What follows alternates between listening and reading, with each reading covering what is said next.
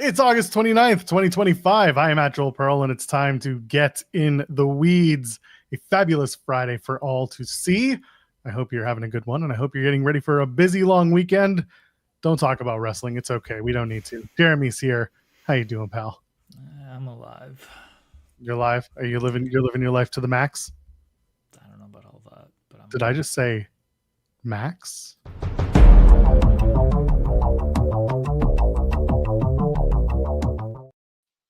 Oh shit, he's back. I'm back, baby. Where have you been? I had the best summer. I took off from May 16th. I took off covering wrestling to now. And it was the most pleasant summer I've had. I'm very proud of you. I'm very upset at you for taking this much time off. Running from I think a lot of people are, actually. I think a lot of people are. Yeah. I got a lot of. It was interesting. Like, I got a lot of. Mostly, it's like, hey, dude, you've been doing this for like 15 years. Good for you. Take some time off. And then I got a lot of like, oh, so no commitment to your work. So flaky. I'm like, dude, I do this for fun. It's not work. If you knew what my work was, you wouldn't say that. Can confirm. Can confirm, Joe. Andrew Zarian. Yes, Jeremy. Nice eyebrows. Thank you, sir. How have you been? Good, man. Summer's over. Kids are going back to school next week. My wife's back to work next week. I worked very limited this entire summer. I worked like 3 days a week. I went upstate every chance I got. It was the most pleasant summer I've had. That's good.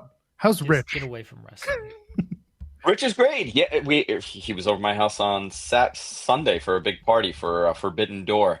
I had people over. I was like, let's have, Jonathan, like the Matmen guys, I'm like, once you guys come over, we'll barbecue. Turned out I ended up having 16 people at my house. Well, that sounds like a good time. Nice time. I watched none of Forbidden Door live because I was grilling the entire time. I bought this outdoor TV. It was like $900. Did I show you that thing, Joel? No. It's awesome. It's portable. It's a giant tablet. It's a 32-inch tablet on wheels. The LG one? It's just like the LG one. The LG one. I've seen that one a lot. A lot of the influencers are being gifted that thing for a while. Are they really? They were. This was effers, and I paid out of pocket for this. No, you know what we do? We take it outside and we watch the Mets in front of my fire pit. That's a nice way to live. That's what we've done all summer. We watched the Mets. It was great. It was awesome. My wrestling consumption was the lowest it's probably been since 2009. That's good. I had a reset. I needed a reset here. I couldn't do it anymore. So what are you excited to find out in the time you've been off from the wrestling? Well, I kept up with it. I kept up. I watched some stuff. I watched a lot of AEW. I watched the pay-per-views. My kids are into it, so I have to watch it. But it was so nice to step away from social media. Yeah, I can imagine. That was the greatest thing. Like if I didn't have to do social media, if I didn't have to go on X or any of the other insane platforms, it would be such a breeze to do this. But you can't. You got to communicate. You should just exclusively live on TikTok from now on. What TikTok? I'm too old. I'm too old. I can't do TikTok. You got a beard. You're good enough for TikTok. All the Gen Zers will be like, "Oh, who's this bearded man with the nice eyebrows? I should listen to him." You think that happens? They look at me and they're like, "Oh, he's an authority figure. Look at those eyebrows." Yeah, they'll be like, "Wow, his eyebrows are on fleek." They still say that. Only dictators from third world countries have had those eyebrows. Well, now it's first world. But anyway, the point is, that was first world. Yeah, that's first world. Now you get to come back and join the madness. Did you go to Slammiversary? Did we ever talk about this? I did. You did. That sounds terrible. Sounds like you don't remember it. Yeah, why would you do that? That's what made Zarian take the break, honestly. He watched Slammiversary live. He's like, fuck this. I had a great breakfast with Lance Storm that morning. I picked him up and we went to Jackson Hole Diner, my friend's diner. Constantine Pascalidis' father owns Jackson Hole, and that's where they shot Goodfellas. What a nice man, that Lance Storm. Oh my God, it was the best breakfast I've ever had in my life. We spoke about wrestling in the most normal of ways. You know what I mean? He's such a normal, rational human being. Out of every wrestler I've actually, that's not fair to say because I know a lot of wrestlers, but out of all from like ECW, out of all the wrestlers Yes. in ECW that I've had the pleasure of having breakfast or lunch or drinks with, that man was the most normal, kind human being I've ever met. Can you help us out here? We were talking about this in a separate group chat. Which ECW wrestlers are still active to this day? We've got Rhino, Guido, RVD. Who Chris else? Jericho, Jericho. Yeah. I mean, I'm talking like Mysterio. yeah, Like ECW, yeah, ECW. yeah. Like Credible comes out and does a spot once in the blue moon, and then doesn't, gets the pay and leaves. Yeah, I'm trying to think who else is active. Yeah. Well, here's a good question. Who had the most matches that was a former ECW wrestler? Like Tommy, maybe is Tommy Dreamer. I think maybe it's Tommy Dreamer. Tommy's still very much out there. Yeah, we were talking about how much Tommy hates money because you invoke his name and you say he's dead, but all of a sudden you don't want to do the indies as a ghost. Tommy's like, I'm still alive, and we're like, no, good gimmick for him. All he had to do was be a ghost, like Paul said, and instead he's just like, no, I like being alive, and it's like, come on, Tommy, live a little. Yeah, I think it has to be Dreamer for sure. Yeah, and I'm talking active like wrestling. I see Pile Driver Finisher saying Paul Heyman. Like Paul's a different person. He's not wrestling. I'm talking in the ring constantly. Paul's not a human being. Paul's a guy. He's not a human being. He's a walrus. We've discussed it. Paul Heyman. He's an entity. He is an entity. He's an entity. He's omnipotent. No taking Lance to Cracker Barrel. We don't have that in Queens. We don't have Cracker Barrels or Waffle Houses. We have none of that here. Yeah, you guys are north, not south. I've never been to a Cracker Barrel. My wife has in Virginia. She loves it. Just once in my life, I want to see Lance go on like a rant, like a real upset guy rant on the air. But he's never going to do it. He's just too level-headed, like you said. No, he's done it. I've heard him on with Alvarez. He hasn't freaked out. I'm talking like I've heard him get because so he was talking about the crowds in the UK this past week. And like that was him getting heated in my eyes. That's as good as it gets for him. He doesn't get hot. He doesn't get screamy hot. He doesn't get screaming hot, no. But I'd love to see that. That's what I need. It's pro wrestling. Yeah. Why are you gonna get that mad over pro wrestling? Because everybody needs performative nature in wrestling. That's what we've learned. If you're not yelling, you're not trying. Okay. Yeah.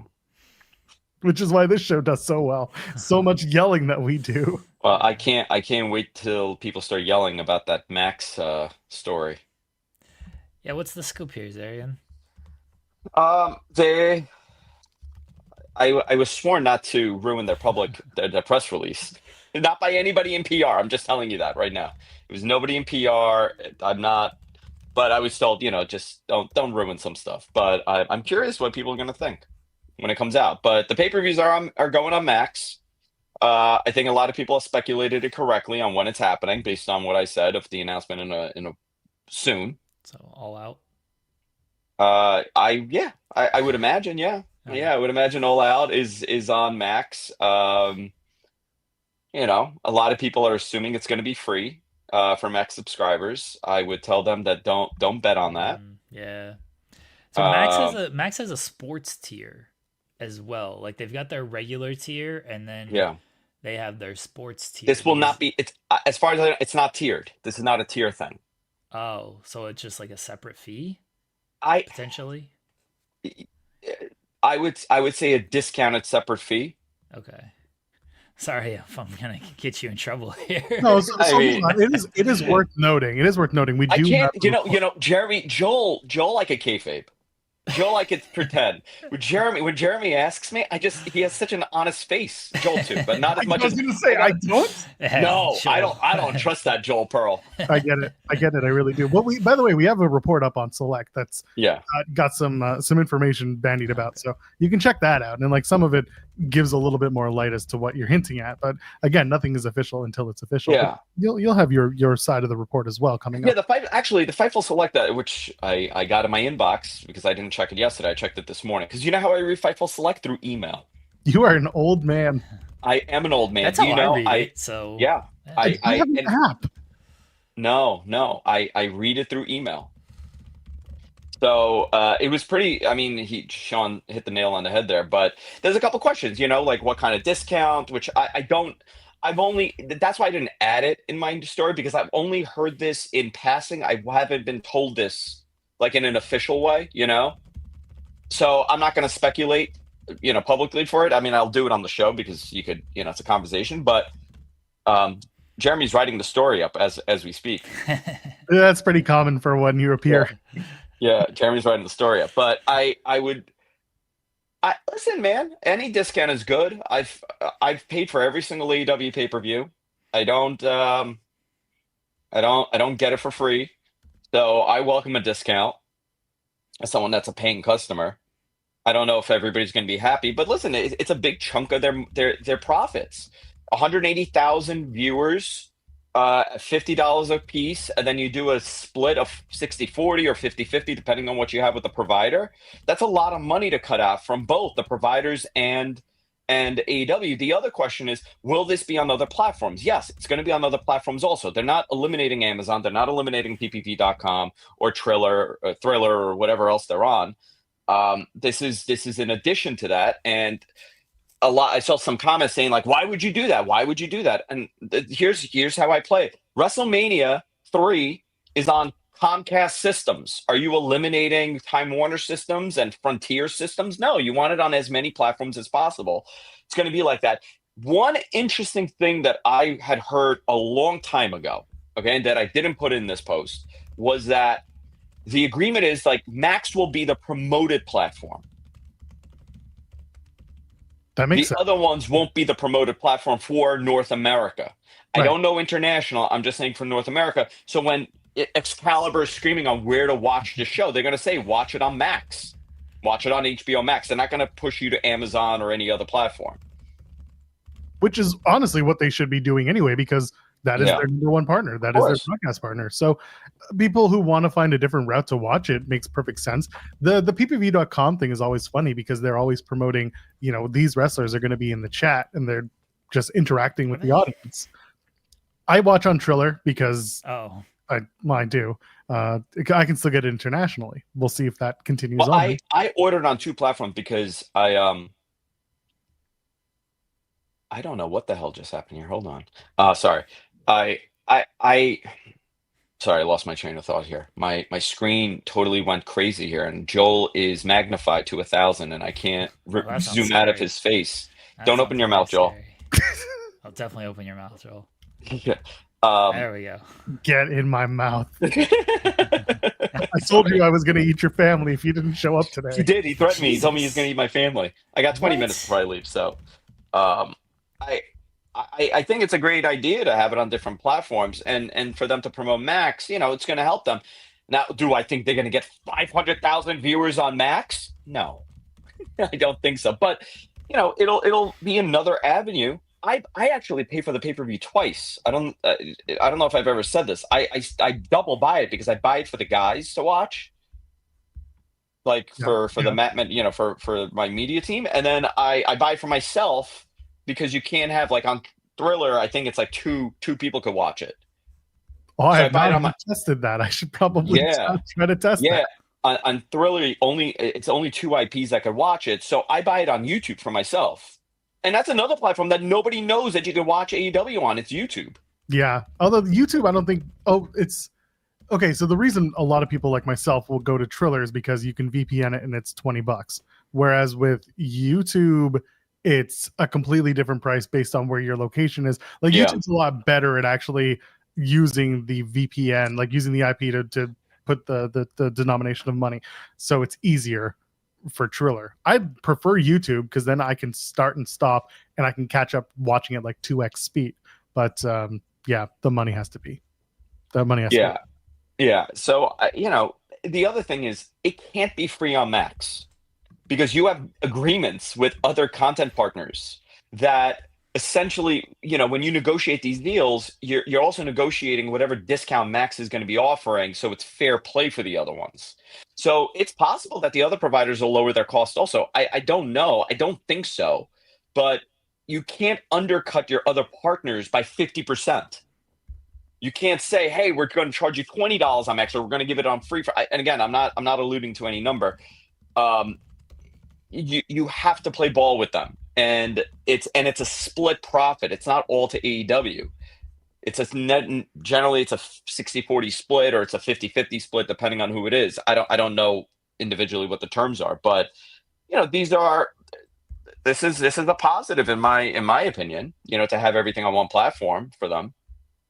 Yeah, I mean, for some it's good. For me, I'm like, it doesn't affect me just because I'm not in the US. So for me, it's like, just keep it on Triller, let me keep it the way it is, and we'll be okay.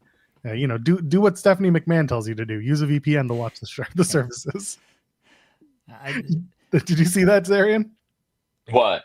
Stephanie, there was a video that went out. Yes, VPN to watch WWE content. And what did she say? She's like, you guys are watching it the old way? Yeah, you watch it on cable? You mean you're paying? You mean you're paying for this? Why are y'all aging Stephanie McMahon like 30 years here?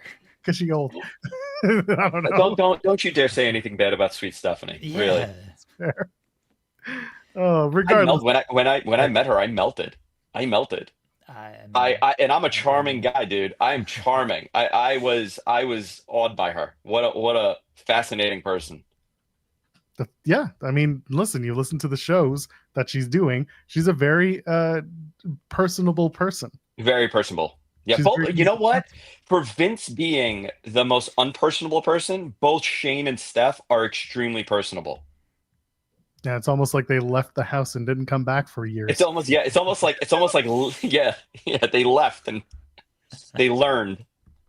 They got real life. Yeah. Oh my goodness. Yeah. Weird. I'm checking out to see if there was something else from that. Oh yeah, that's I'm a VPN guy. That's how I watch AEW pay-per-views. That's just the way to do it. But for those who are watching on Max and want a different option and they have Max, it makes perfect sense. And this has been in the pipeline for so long. People are saying, why is this a big deal? And it's because this has been, again, in the pipeline for so long that people are waiting for when it actually drops. And it looks like here we are 9 months later almost, that we'll be looking at potential of Max hosting AEW pay-per-views. It's another place for them to watch the shows. Yeah, listen, integration in that platform is in W. I guess it's WB now, right? No more D. The D's out. Yeah, we're all about the B's. No more D's. I think it's positive. Now that company is tumultuous. It's. I don't know what the future of WB and Discovery is in 5 years, but I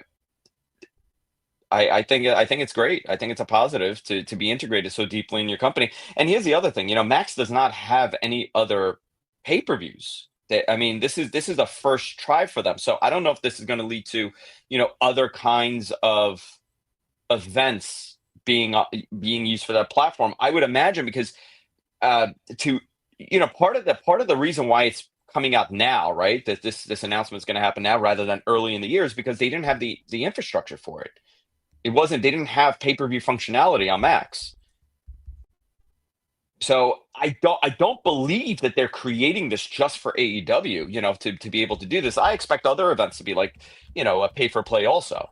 If they do that, I'm going to be pissed. I'm already pissed that there's a sports tier that I have to pay for on Max, and I can't just watch the hockey games and they don't have basketball games anymore. Dude, so I said this years ago. My background's in tech originally. When I did my tech show and I covered technology for years, I always said we don't know the other side of a la carte television and a la carte media, and everything is subsidized now. I'm going back like 12 years ago when all this started happening, where people started dropping cable like that. I always spoke about this is all being subsidized with losses to gain you, to get you here. And these prices are going to be cable level prices in a decade because you have to pay the rights fees to these networks.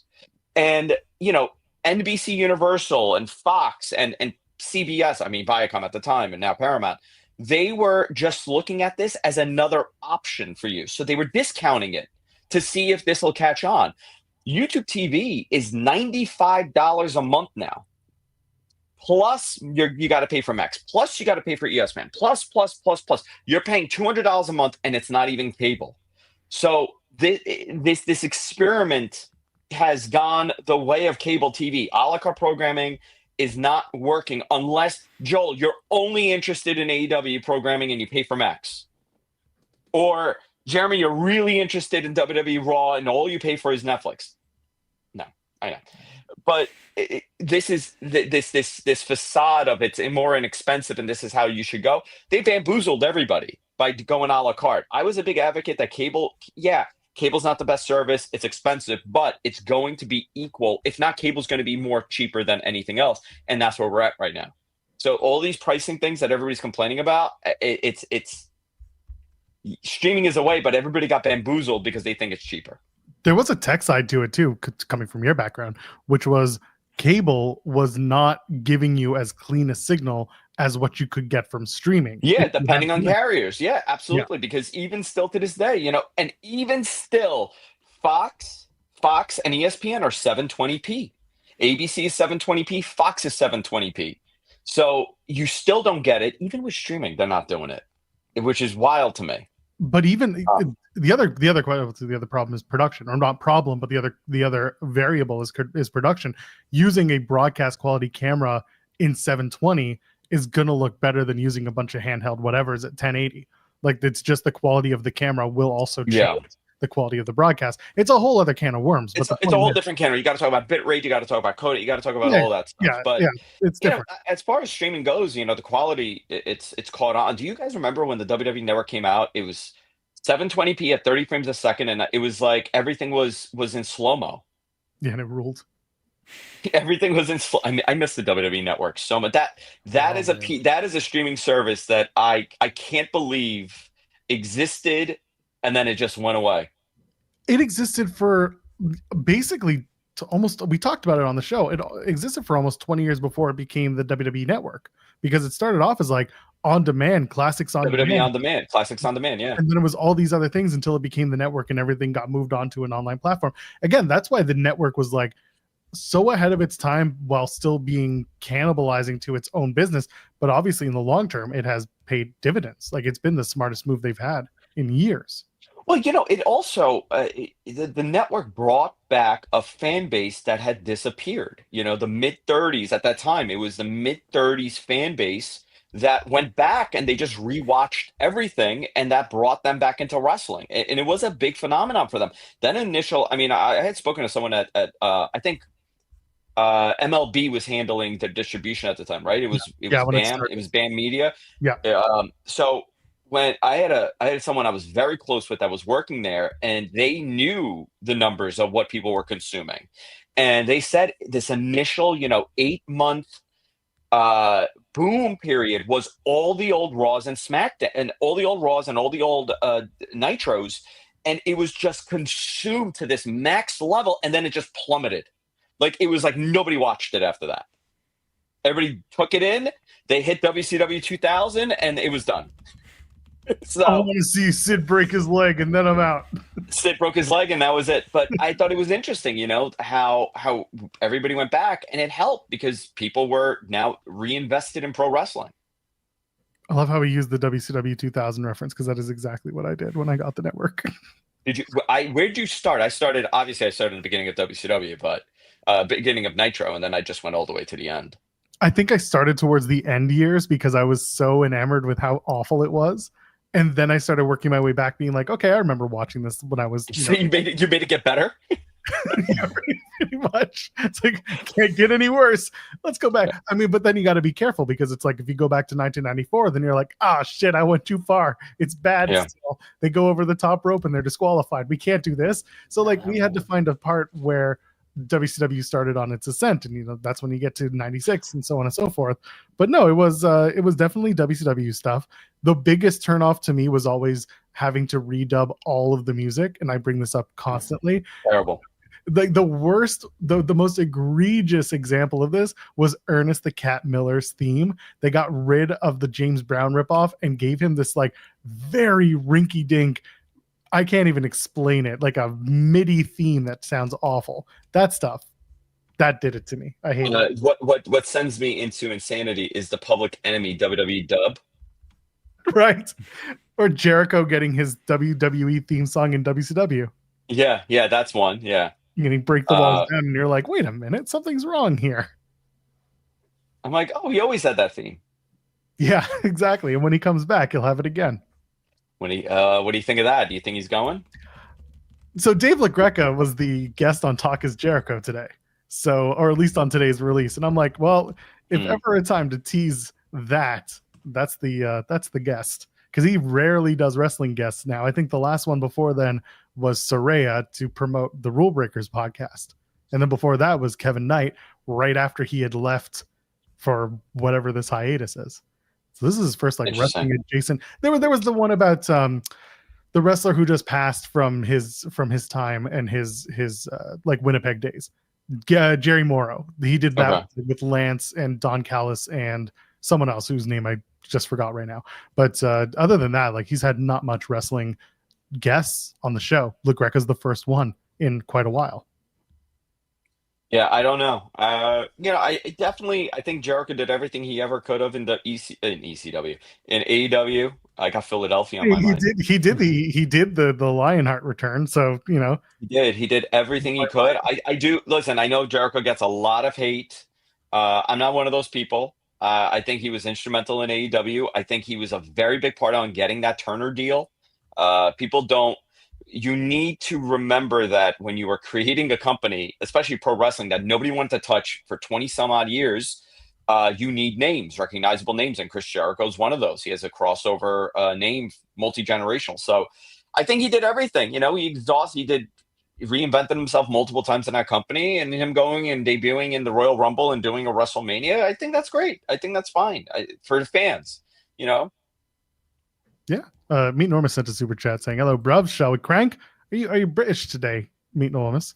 After paying for internet and 10 streaming services, we're still paying for cable. We just have more flexibility and choice." But do you? But that's the thing. Do you have more flexibility and choice? You definitely have more choice. You do. If you're picking and choosing and not taking everything. The problem is everybody gets everything now. Everybody has Hulu. Everybody has Netflix. Everybody has, everybody has everything. I had to get stupid Paramount because I want to watch that ridiculous Dexter return. All I can say is thank God for Bell's 5 TV service because I don't pay for it. My mother does. And as a result, it's the only way that I can watch A, live TV if I ever want to. B, when I have to cover Impact, I can watch it on Bell without having to pay an extra service fee. That's good. I also, other than that, I've got Netflix for WWE programming. I've got Triller for AEW. And otherwise, I don't subscribe to any more services. We had Amazon Prime Video. We gave up our Prime because we just weren't using it. Netflix is maybe the only other place where I might watch TV, but I mostly watch stuff on YouTube at this point. Yeah. YouTube creators are more interesting to me than traditional TV guys. Well, I don't watch that's what I do. I watch YouTube. That's how I watch TV. I watch a lot of my favorite YouTubers, and I watch my podcasts. And to be honest, my entire day is I listen to my podcast all day long. I don't listen to mainstream news ever. I'm not consuming news from TV. I consume it because I read. And then I come home and I watch the Mets. By the way, you want to know a big effing, I was going to curse. See, I'm trying my best not to curse this morning. You want to know a big racket? I mean, this is literally a racket they're pulling. MLB pulls the greatest racket of them all. I'm a Mets fan, right? I live in Queens. I sign up for MLB TV to watch the Mets. Do you think I'm allowed to watch the Mets? No. I have to get SNY on top of MLB. So I'm paying $24.99 a month for SNY, and I'm paying $24 a month for MLB or whatever I'm paying for MLB. But I'm sure if you just use a VPN, you could probably get around that. Oh, yeah. But do you know how difficult it is to use a VPN to get it to work? It doesn't engage. Sometimes it works. Sometimes it doesn't. NordVPN.com/Fightful. No. Yeah, I use. You don't sponsor this channel, so that's the one point. I don't use NordVPN. I don't use NordVPN. I use private internet access. Well, there you go. Everybody's different. But it's listen, $50 a month to watch the Mets. I'm sick. I'm a sicko. Yeah, that does make you a sicko. You should be getting. I am a sicko. The Mets logo covered in barbed wire for your next T-shirt purchase. Oh, dude, it's something to be a Mets fan, I'll tell you. It's Listen, any sports team. I mean, I know You the know what Mets it is? are. It's like having a disappointing father that shows up enough to keep you on the hook. Dad's gonna pick me up and take me to the park. I mean, they're gonna make the playoffs this year as a wild card team. They'll Yeah, be they'll make the fine. playoffs. Yeah, but I Yeah. want them to win. I want them Dad to also win. said he was going to come I back with a pack of understand. cigarettes Yeah, I understand. and the milk. Mets fandom builds character. Yeah, I've been a professional loser my entire life. No, that's the wrestling. Oh, that's the wrestling. Yeah, that's the wrestling made me a professional loser for the rest of my life. Trust me, we know. We all know. Could be worse. Mercedes Monet only goes to promotions if she gets the title. Yeah, that rules. Yeah, that's the best. She should. And she should keep going back to defend it and bring more. I don't know why people are guess mad what? about And that. guess what? If you're a promoter, guess who you're putting that title on? Mercedes Monet, because that draws people to your building. I love the idea that it's like Mercedes shows up and books herself into the show. Like that's the way we're talking about it. It's like, I'm going to go to this promotion and tell the promoter, you don't pay me, but I take all your titles. It's like, wait a minute, that's not how this works. How do you think the conversation like actually goes though? They call Mercedes and be like, "Hey, can we book you for this show?" And then does it go beyond that of like, "Am I winning the title?" And they're like, well, no. Then no, you can't book me. Am I winning the title? Yes, of course. Yeah, then I'll do your show. The trick is, you say, "Am I winning the title?" No. Okay, my booking fee is X amount, an exorbitant amount. Okay, you are winning the title. Oh, okay, now it's much less than that. Like, if you really want to pin her as a mark for belts, you got to tell the story that she is in fact a mark for belts. Yeah. Which, who cares? Tony is booking the Mercedes belt winnings. Tony's the one brokering all of these deals. Yeah, he's calling piddly ass, Poland wrestling companies and being like, yeah, Mercedes has to win. She's gonna win these titles. It's crazy. And the discourse around professional wrestling is so unhinged. Oh, today it's going to be even worse. It's already started. Congratulations, by the way, to Brandy and Cody Rhodes, who just announced that they have welcomed their second child, Leilani Ella Rhodes. A lot of people were very surprised, myself included. But you know what? There was nobody knew Brandy was pregnant or that they were expecting a child. And you know what? I don't care how child was born. Child was born. It is theirs. Mazel tov. I'm very happy. Are people upset over this? No, people are prying into personal lives as they typically do. Once they start asking, it's crazy to me. I never, in all these years that I've done, I never go into people's personal lives. I don't go into their health. I have a story that I will tell one day about a phone call I got from, I can't even phrase it. I'm not even going to do it because it'll open up a whole can of worms. One day I will tell the story about how easily people are manipulated into reporting things that are factually 100% inaccurate, and disinformation is spread from certain places. Put the feathers away.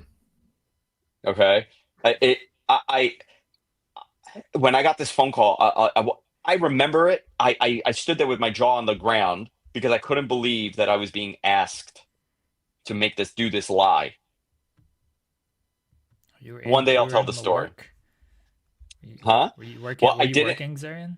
I was not worked, I'll tell you that, but many other people were.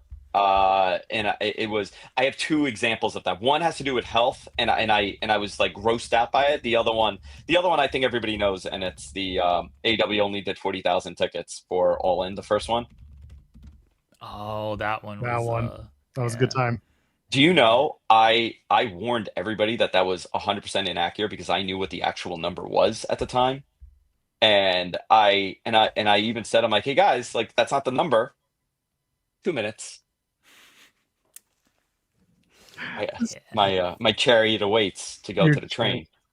But one day I really want to tell the story, but I'll burn so many bridges I can't. Just text it to the group chat. Oh, you know what? I'll put it here. Of course. Hold on. All right. This always turns out to be a funny bit in the end. Okay, this is a funny bit at the end. All right. Give me my funny bits. Gonna get the scoops here. Yeah, you ready for this? Hold on, I'm gonna give you this. All right, and then we're gonna report it to everybody as if it's fact, and we always knew. Oh yeah. Do you know this? Yeah, I think you and I had actually had a little bit of conversation about it. Okay. I didn't know this. Yeah. I didn't know this. Yeah. Demanding. Wait. Oh, the company. Mm-hmm. Oh, that's shitty. Yep. Yeah, this was something that you and I had talked about a bit, and then that was basically how Jeremy just reacted was exactly how I would react. Isn't that so disappointing? Yeah, it is. But I can't say I can't say, especially now. I know. I'm terribly surprised. Anyway, we'll leave it off because people are just going to start. I know. I'm sorry, guys. I'm sorry. Okay. I really want to say it, but I Chad, you don't hear everything. It was Bryan Danielson. Yeah, it was Bryan Danielson. It's always Bryan Danielson. It was him coming back. He's the best. Yeah. He's my favorite of all time. I don't care what anybody says. He's my favorite wrestler. I have a theory. That son of a bitch, he knew what was going to happen to Will Ospreay. That's why he recused himself from the main event of Forbidden Door. He knew it. He knew it was happening. He knew it was happening. It wasn't a personal issue. He just knew that there was going to be something bad. Yeah, we're not putting that on Bryan Danielson. No. I am. I'm gonna tell him. All right. My favorite Bryan Danielson moment is when we were at All Out 21, and everybody that discovered who my wife was kept going up to her and demanding to know if Bryan Danielson was showing up. And my wife kept screaming, "I don't know anything about professional wrestling." Amazing. That was fun. All right, boys. When you're back next week. I'm back. I'm not doing Beyond the Bell on Tuesday because it's the first day that my wife goes back to work. So I have too much going on that day with the kids, and I have to prepare them for their school starting the next day. So I'm back on Friday with Mat Men. So next Friday. So that would be what, the 6th or the 5th? Yeah, people can look at the calendars on their own time. I'm back on the 5th. Mat Men podcast on YouTube. And then Beyond the Bell, I'm back on Fightful the following Tuesday. I'm going to tell you this, Mat Men, I have so much to say. Make a list and start planning ahead. Otherwise, I've made a list and I've checked it twice. Good. Otherwise, you're going to get a 4-hour show out of this. You might get. I think it's going to probably be like a 2.5-hour show. Yeah, that's par for the course for us. Yeah. All right, boys. Love you guys. Love you. Bye, everybody. We'll see you soon. My God, we brought him back, baby. Always good to see Andrew's there again. We almost did it once when we had an interview that morning, and he was going to be on the show. Yeah, that was fantastic. Anyway, told him this morning. I said, "Hey, if you don't come tonight, if you don't come this after, but this, wow, I don't even know what time it is anymore." Are you okay? No, never. I have. It's Friday. We know how my Thursday nights are, so you can assume. Well, that's your own fault. You said you were gonna quit that show, and then then I realized I need money. Like a drug habit, you can't. I need money. Yeah. I got this. Is you want to out here sucking dick in the parking lot to get his addiction fix Jesus over here. Christ. Listen, wow. No, listen. You want the reality? I get paid per Fightful main channel appearance. But on this channel, my cut is different. It's this one I can take more time off and not have things change. So I need the main channel money. That main channel money pays my something. I don't know. It pays for my cameras and stuff. So I can make things look better for you people. For you people. BJ's for TNA. Yeah. I hate it here. Use the hashtag BJ's for TNA, everybody. As long as it's not AJ's, BJ's. Anyway. Main channel Monday, by the way. This coming Monday, we'll be back on the main.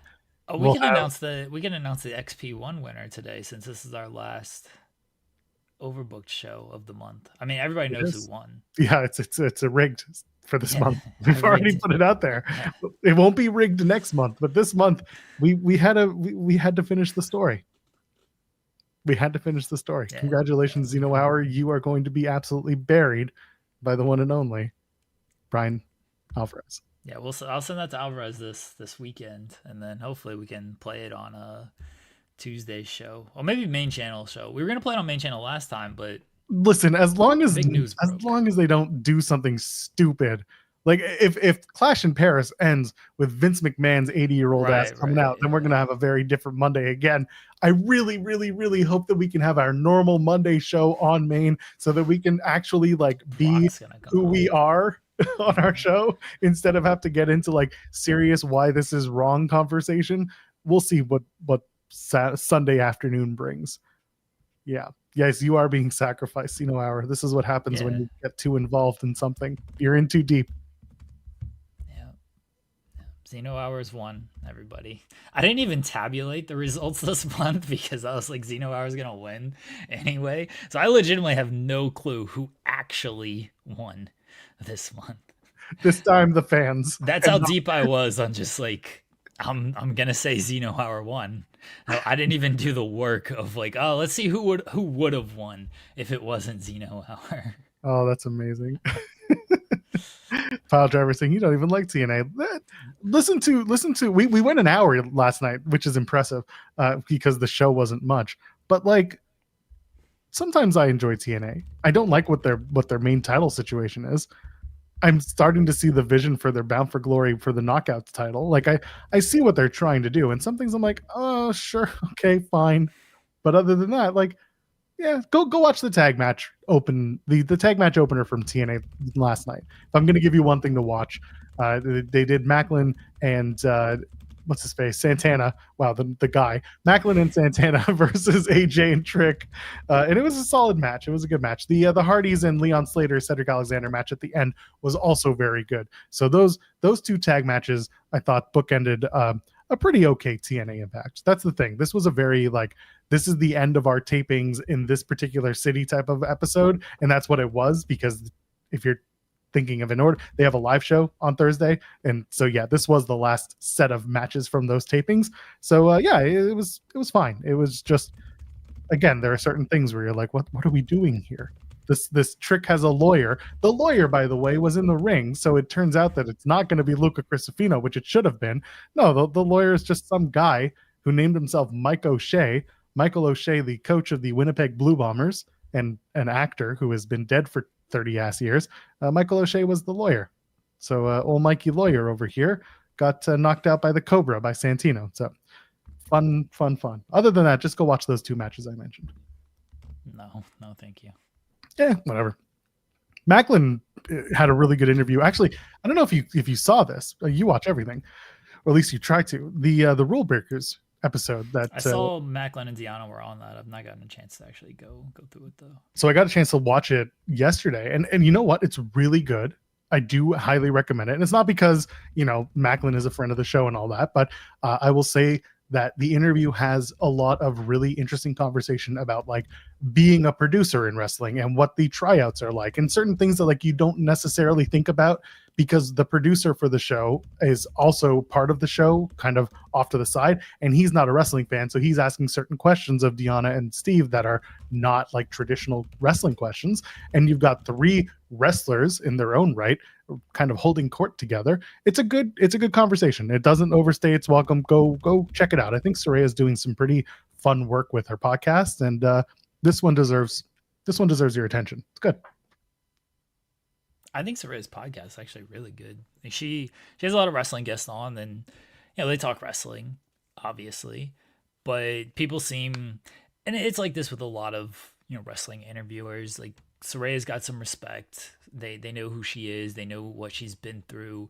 So people are comfortable like talking to her, and I think she does a good job of like answering questions. She's like very passionate about it too. She doesn't just come on there and it's just kind of like asking whatever question. She has points she wants to hit, like most interviewers, but she gets really into it, and you can tell she puts some thought and effort into what she's actually doing. I mean, a lot of these wrestling podcasts are probably better than I care to admit as far as like interviewers going, and a lot of it does come down to like the people who they are. Like, so Stephanie McMahon, Undertaker, like they're respected by their fellow wrestlers, so it makes it easy to just ask questions and have conversations with them. Like I think Stephanie's podcast is, for the most part, like pretty good. Listening to her laugh at the 2x speed is very funny, because people talk about her laugh, and then when it's on 2x speed, it's just like, oh man. But I think she's a good interviewer, and I think Yeah, Soraya's a good interviewer. I've talked about Jericho before. Undertaker, people are comfortable having conversations with him, and I think Michelle McCool like kind of opens him up a little bit as well to make it a more comfortable environment. It's a shame that we actually have good wrestling podcasts, because there used to be a time where like they all just sucked, and it was like, yeah, you don't need to listen to any of these, they're just trash. But now some of these are actually like pretty good. We talked about this, and you've extensively mentioned this. The best wrestler-led podcasts or wrestler-led conversations are the ones that are talking about their time and their experience doing their jobs and how different it was, how different their experience is to what you would normally see on TV. Not the people who are like armchair quarterbacking Monday Night Raw that week or just criticizing the product. And I am of the agreement that you need people who keep the history of their time in a business alive, but also like they don't need to give their opinion on something that they're not a part of, because guess what? Once they leave that company, they are no longer invested or involved in the backdrop or the background of what's going on from day to day. So it's like, why does your opinion matter any differently than mine or Jeremy's? And it doesn't, because this is what wrestling is. It's opinions. It's subjective entertainment, damn it. Well, this is why it helps to have like guests on these shows, right? Because I don't know if I could listen to a Saraya podcast where she's just like, let me review Dynamite. I'm like, okay. Like, I know you have insight that we don't have, but that's not my cup of tea.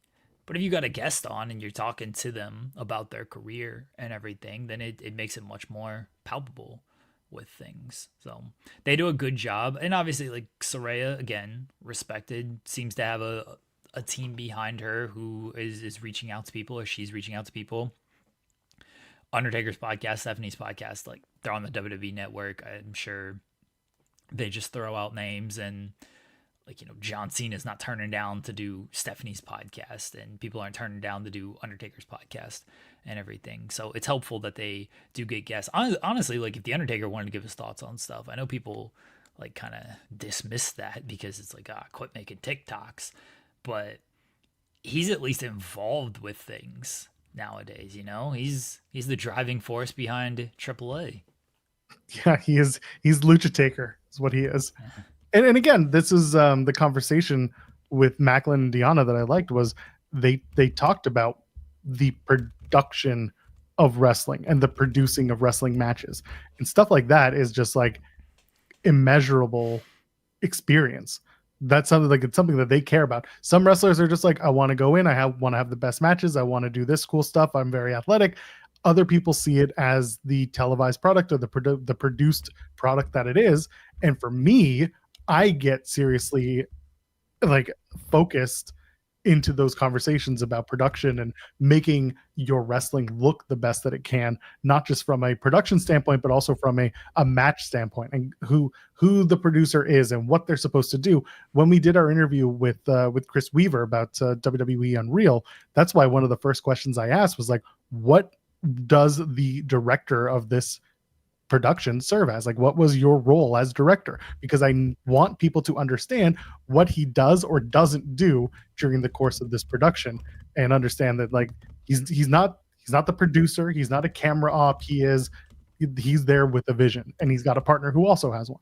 So that stuff is really important to me. So go check out that interview and go check out Saraya's podcast. It is good. You can tell that she's invested in this, and she's putting out a lot of interviews, and she's kind of learning on the fly.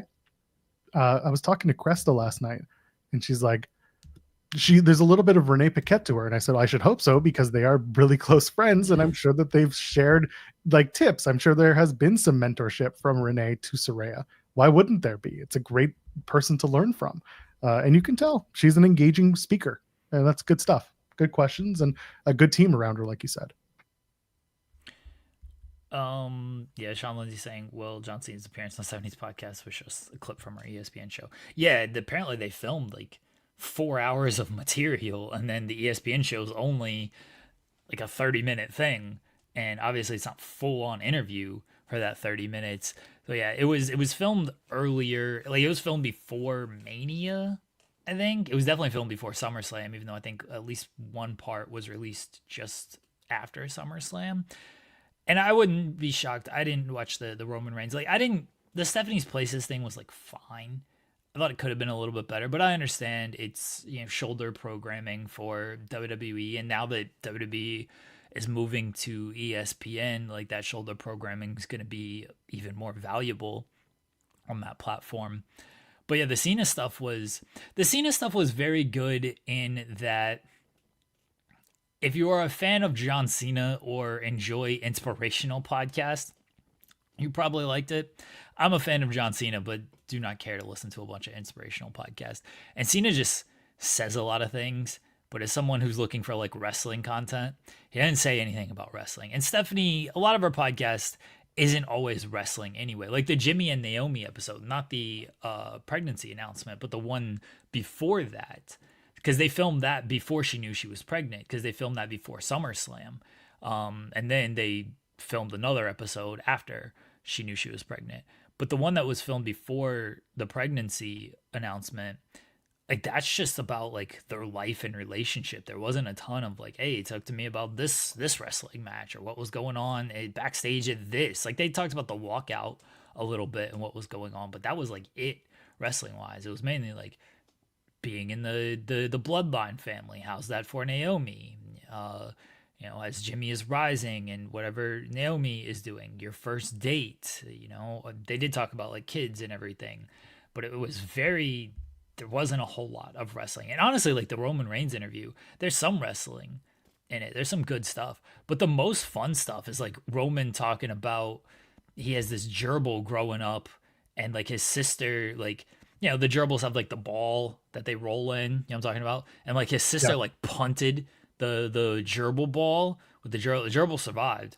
But like he's telling this story, but Stephanie is just like, so tell me about this gerbil. And Roman's like, you've been talking to the twins, huh? Like, what'd they tell you? And she just laughs and she's like, well, Jimmy might have told me so. He's like, it's always Jimmy. Jimmy's always talking about something. Like that's the fun, just like, oh, let's peel back the curtain and just talk to the human being a little bit. And again, Stephanie's able to get this because she's personable and everyone feels comfortable around her. Yeah, she's very well liked, and it's fun. I was starting to crack up too, because when you mentioned the gerbil thing, I was thinking about the clip that was going around about things going up your ass. Yeah, that was but a gerbil, and I was like, is this a South Park no, thing? It was because they were talking about, Roman was talking about catchphrases, and he's like, you know, it's easy to flip a middle finger, and he's not like fully dismissing it, but he's like, you know, hey, we can go out there, flip a middle finger, drink a beer, and you know, shove things up people's asses. And Stephanie's like, well, it's not easy to get stuff up your ass. And it's just like, what? Whoa, what is happening? And Roman's like, yeah, I guess so. You got to turn it sideways and everything. Good for Stephanie. No, it was a good line by Stephanie. Like it really was. Fantastic. Anyway, keep your gerbils safe. That's really all I'm trying to say here. Speaking of safe, go ahead, leave a thumbs up if you haven't already. We're 53 minutes into the show. This is a new record. Blame Andrew Zarian. He's great. Get your pyro going. There it is. Yes. It's a little late than never. If you haven't already, leave a thumbs up. And of course, subscribe to the channel, because that is what we do here. Best content. Better than any other morning show you can find about wrestling related materials. And you can donate a super chat, any amount, get your question or statement read on the air, which we also appreciate, because we like to pay our people on this channel. So get in, go do it. Do what Meet Normus did earlier. Donate a super chat if you can. Should we get into the thumbnail talk?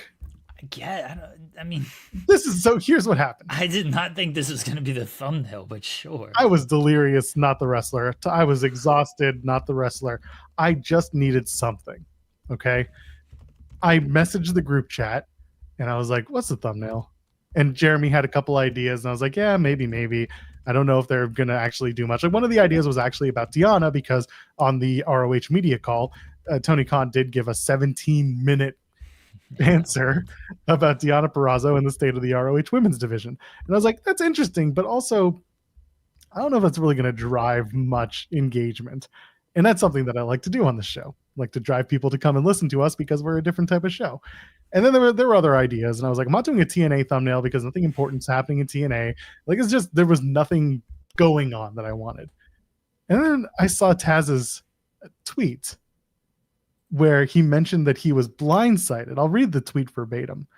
He said, I was completely blindsided and extremely surprised after this acknowledgement for me in Philadelphia last night at the 2300 Arena.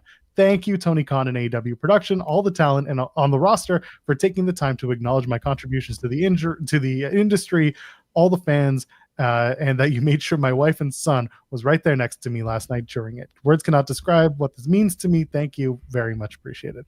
And I saw blindsided, and I was like, oh, this is it. We can get away with doing something that is so baity, but also like good news baity. I thought it was fine because they also released the video earlier yesterday. I was like, you know what? We'll use Taz. We can celebrate Taz for a minute, and we can celebrate this residency for a minute. But yeah, Taz is going to go into the 2300 Hall of Fame. They're going to do something special on Collision on Saturday for him. It was a nice moment too, just watching him get a little emotional, and his wife and his son by his side. And I thought it was good stuff. And in a world where most people see a headline like that and they think something else completely, we're going to swerve him, baby. He was blindsided by good news. The announcement of Brandy and Cody welcoming their second child into the world. Congratulations to Taz. It's well deserved. Yeah, it's a cool moment for Taz. I did not think this was going to be. I don't have much to say outside of it's a cool moment for Taz. I'm looking forward to whatever they do on Collision. I guess they like hang a banner at the 2300 Arena. That's like hardcore Hall of Fame. Obviously, Taz was a legendary figure in ECW. It was cool that everybody came out wearing the Team Taz Dojo shirts and gave him a standing ovation and everything. So it's good for Taz. That's all I got. You had Tony in the ring getting all excited. Yeah. Excited for Taz. Tony's excited about everything. He is. My God, the man is more excited for Taz things than he is anything else. Yeah, it's amazing. Tony's always excited about things. We got a super chat from Ken saying, for the Taz is going to sue you for using orange in the overbooked logo fund. I don't know if he's going to sue us for that or for the fact that I used to wear his sunglasses. Look at that, Joel Pearl. Jesus. Yeah, someone took a close-up shot of me in those sunglasses once. I used to love those. They're called the company's called Arnett, and the brand is Swinger. Or not, sorry, the brand is Arnett. The glasses are called the Swingers. All right, you buried the lead here, not the Taz stuff. What you're talking about, like you asked for suggestions of thumbnails and stuff, and I mentioned Deonna as one. You did not list my other suggestions here, so let me inform the people. That's why. Oh, so, yes, you did indeed. Let me inform the people here so you get the full scope of things, and you see what we could have missed. Okay. You see what we could have missed, what we could have done here. Not what we could have missed, but what we did miss. It's not could have. We can still discuss it. It's just not going to be the thumbnail because it's cowardly. So I said Deonna, and then I said Clash preview related, and Joel's like, I don't like doing previews, and I understand. But here's how I was going to frame it: framing the Clash preview as an underwhelming end of the cock era. We could have gone with headlines or text that said clashing cock, limp cock, flaccid Paris cock. All of that would have been so much better than Taz blindsided. Can you use the last line of that message when you sent it? I've had 2 hours of sleep. Fuck you. That's the one. Yes. You could have put that on there too. I should. Jeremy's had 2 hours of sleep. The cock is limp. Fuck you. It's very disappointing cock and see? Paris. Way better. I couldn't do it, man. I couldn't do it. And also like the AEW Max stuff it's not sexy enough. Okay, well, that's going to be a clip because we had Zarian providing insight. So you're going to have to do an AEW Max, and that's fine. I can do that. That's fine. Anyway. I know that people are mostly tuning in to watch this show live, but then we're getting people who then we'll watch our clips and hopefully pass them around. But the point is, I wasn't going to do that because AEW, PLE, whatever. And then I got to make a whole ass, like, what's that thumbnail look like? HBO, the HBO. It's AEW on a cock can't finish. Premature cock ending early. I think that's like a double. Yeah, it feels like we're really to just not have premature cock. Come on, cock that would have worked. Cock out. We had plenty of ideas here. No, this wasn't Taz. Oh yeah, for main channel Monday we should just do a botch on the cock. Cock botch. We had ideas here, and you just went with Taz. That's Taz fine. Blindsided. Taz blindsided by the premature cock. Well, that was later on in the evening. We don't know that for sure. We're just putting out ideas here. That's all. Listen, there will be pre-cock and there will be post-cock. And I'm sure people will talk about post-cock on Monday. The post-cock era. Unless you're watching NXT. NXT is coming to Cleveland. That's unfortunate. Should I go to that show? Are they doing the Andrew J. Brady Center again? I don't know. I haven't really seen. Where was this announced? Anymore. Vic Joseph did some local appearance, and I just can't. You mentioned Vic Joseph, and I'm like, he probably botched it. Actually, he said, "Stay tuned for more details." So I guess there would be something at some point with more details on NXT coming to Cleveland. I have to assume that it's going to be Andrew J. Brady Center. That's Cincinnati. Cleveland is AEW runs Wolstein. Oh, you're right. Yeah, you're right. Yeah, sure, whatever. Good for them. I don't know if they're going to run Wolstein or not, but that seems like a bigger venue than NXT would want to run, because I don't like Wolstein can get up to like 5-6, I think, and they ain't getting 5-6 for just a regular show because it's not pay-per-view. Really? They've already announced their pay-per-view. Yeah, it's the Halloween Havoc show in October. Yeah. That's is that Florida? No. Where's Halloween Havoc this year? I don't remember. NXT Halloween Havoc 2025 will be at the Toyota Center in Prescott Valley, Arizona. Oh, yeah. Finley. No Mercies at Florida. Yeah, that's what it is. Yeah. Anyway, regardless, Peacock finished before you. Awful. I don't know if I want to go to this NXT show. I mean, wait and find out what the show is. Well, it's NXT. Wait and find out what kind of show this NXT show is. I've already got plans October 28th anyway. I'm going to a concert, so I can't go. That's a Tuesday, so if it's October 28th, I literally could not go to it.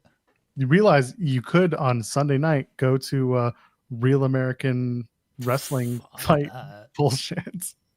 We were all talking about you doing that until we realized there's other things happening this weekend. Yeah, I gotta watch. I mean, I can make it because Clash in Paris starts at like 2. It'll be over by 5.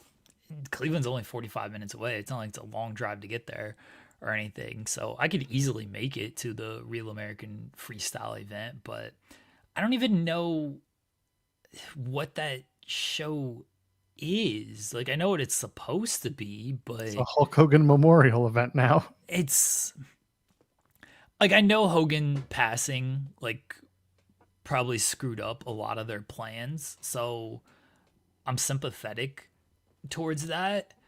They've also just done no work to make this mean anything or be relevant. You know, it was supposed to be, oh, it's pro wrestling storylines, but then real amateur fights.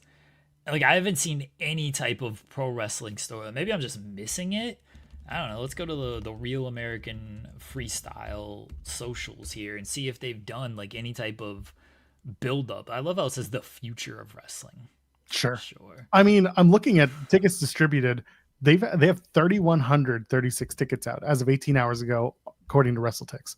So like, people have bought 3,000 tickets for this damn thing? I mean, listen, it surged after Hogan died. We knew this. Yeah. And then they made it into like this Hogan it's going to be a Hogan memorial event. Also, you mentioned, you don't know how this is going to look because of Hogan's death. It's not like he was going to be wrestling on the card. Like, the guy was. Yeah, but he was going to appear.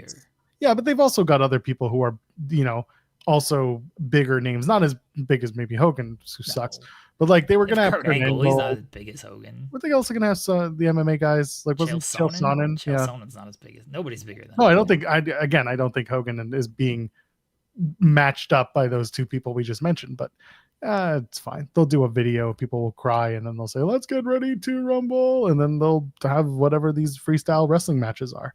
They have a ring, according to like a ring? WrestleTix, like an actual ring. They've got a 4-sided box and an entry. Like they got a pretty traditional wrestling setup for this thing, which is very strange. I figured it would be Mets. So did I. All right. I mean, we'll see how it goes. It's not. Is this one airing on Fox? Yeah, you can get it for like $2. Oh, okay. If you sign up for Fox and Friends. Yeah, live August 30th. It's August 30th. It's Friday. It's not even Saturday. It's not even Sunday. So perfect. So you could go. Who needs Collision? Who needs a live Collision? Yeah, I mean, good luck to them. It's fine. This is Temu Bloodsport. I love it. I'm not going to this shit.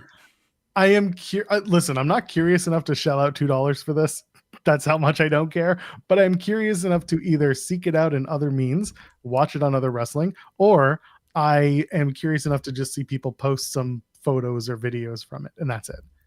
Like they're calling it like an unscripted wrestling league, which is very funny. They're like, oh, it's all unscripted.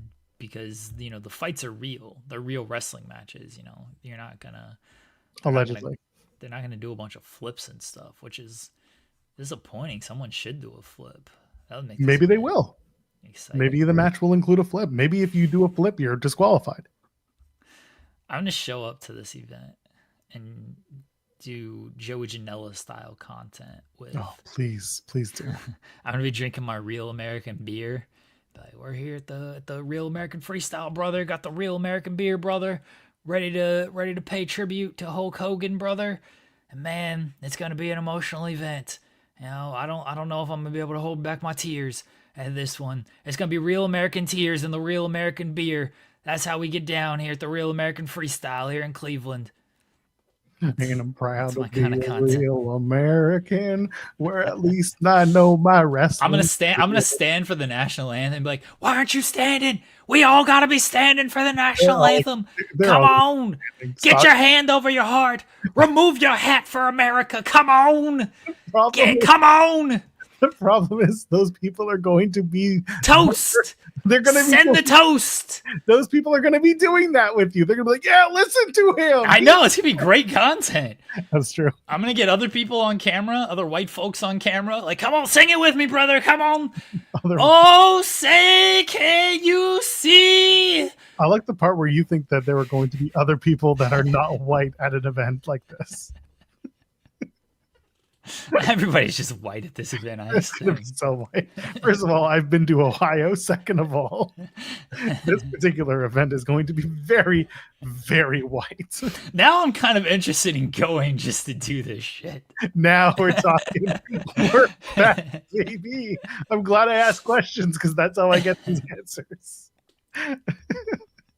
Now I'm thinking of like, all right, you know what? How can we turn this into some type of content? Yeah, after the Star Spangled Banner, I'm gonna be like, play Real American, come on, brother. Play Real American. I know Jimmy Hart's here.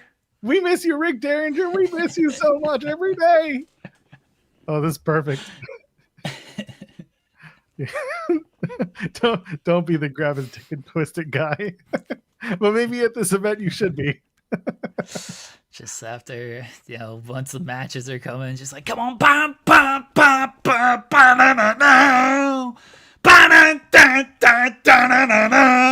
They're gonna have Nick out there. They're gonna. Oh yeah, I just saw a video when I was looking for content, and Nick was at the pre-meetings or whatever they're doing. So yeah, Nick will come out. He'll probably say some words and everything. And they put me on Fox News, but like this passionate fan had to just come to Real American Freestyle to pay his tribute to Hulk Hogan and the Real American Freestyle. Mister, What is your name? I got to give a fake name. I'm Clint Westwood from Cleveland, Ohio. Man, I can't believe we got such a big event like the Real American Freestyle. R.I.P. Hulk Hogan, brother. He gave his life to Jesus, and Jesus saved him. Everybody give your life to Jesus, and then Jesus will save you too. And you will see the great American Hulk Hogan, the real American, the immortal Hulk Hogan up in heaven with you. R.I.P. brother. Vitamins and prayers. Mostly my life was saved in a Cracker Barrel parking lot. My life was saved in a Real American Freestyle Wrestling event.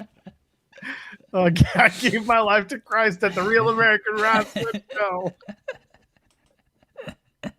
Yeah, I feel like I'm way too good at this character. This is a little tough here. That's just a byproduct of where you live. Me and Bucks County Batman are going to be at this show. Can I tell you? This my pal, Bucks County Batman right here. Can I tell you? I watched the clip yesterday and I was dying. And then I started getting messages from my family about it. My brother was like, "Oh, good thing catching the Bucks County Batman." I was like, yeah, I kind of had a feeling. Clint Westwood, by the way, was my fake name in high school. That's why I came up with that one so quickly, because that was the fake name I used in high school. So that's not something that I was just like off the top of the head type of thing. I thought it was a cool fake name in high school. Bucks County Batman. Clint Westwood and Bucks County Batman here. Come down to the Real American Freestyle Saturday, August 30th at the Wolstein Center, Cleveland, Ohio. Pay your tribute to the Real American Hulk Hogan. R.I.P. brother. Get your Real American beer out here. Jesus. That's going to be the clip. And people are like, what the fuck? Why is Jeremy promoting Real American Freestyle? You're gonna get a job out of that. Yeah, I know. Bischoff's gonna see this, but like, he's got a lot of passion and energy. We should hire him. I like this guy. Ken Bruno has sent the updated thumbnail for today's show. Good. There it is. There we go. I can't use it though because it has a sponsor that we don't actually have on our channel. Oh, so thank you for that. But thank use you. it anyway. Who cares? Yeah, I'm not going to use that. But there you go. That's the new thumbnail. Thank you, Ken. We got a super chat from Sean Flitch saying they have to do something to make Collision feel somewhat important, but it's a cool moment for Taz. Always been a fan of his. And that's the thing. Like, I think the Taz thing might feed into a larger story. Maybe the Daniel Garcia turn can start there, or maybe it's just going to be as easy as setting up a match through that. It'll be the Taz Invitational, not the Taz wrestles, but someone else wrestles, for Taz, like his son maybe. There's something that you can do. But yeah, Collision should be fun. Again, it's live, which when they do a live Collision, those are fun. And for those who are like, oh, the residency, it's a smaller venue, like, who cares? I understand there's a bit of shell shock going from like a full 18,000 seat arena to a 900 and whatever seat venue, but like the vibes are there. People are having fun. It's wrestling. I watch TNA for Christ's sake. I watch 1,000 people do nothing. I'd rather watch 1,000 people do something than 1,000 people do nothing. I don't feel like they get 1,000 people on those shows. That's true. Well, they will in Edmonton. They're over 1,100 for that. But point is, like, I'd rather watch it there. Could they be bigger? Sure, everyone could work to get bigger. They'll have over 10,000 in Toronto. The pay-per-views do well. The TV shows, they just need to tell good stories. They need to get hotter. I'd rather they be in a venue where they turn people away than in a venue where 80% of the venue's not even sold. Let them do the history of 2300. Let Darby Allin get launched into the crowd. Let them do all the stupid shit that makes them completely hilarious in the best ways possible. The Brussels kid is in France today. I heard Grays in the chat had mentioned this. Oh, I just saw it online. I hope that John Cena points him out and apologizes to him. Oh, they're going to give him a full Make-A-Wish, segment. I'm not dying. No, you should have. We're going to let you. What do you want to see from my match tonight? I want you to apologize to me. No, not happening. Next, get the kid out of here. It'll be fun. I'm sure they'll do something with the kid now that they've made it a thing that he's there, making himself all better than everyone. Psychos better than Wolverine sent a super chat saying, "Is the third man now the second?" remember when they did that third man? It was Izzy Martinez, and people were like, "Fuck is Izzy Martinez?" We sat here trying to think of who it could be, and then we were like, "It's gonna be someone stupid," and then it turned out to be someone stupid.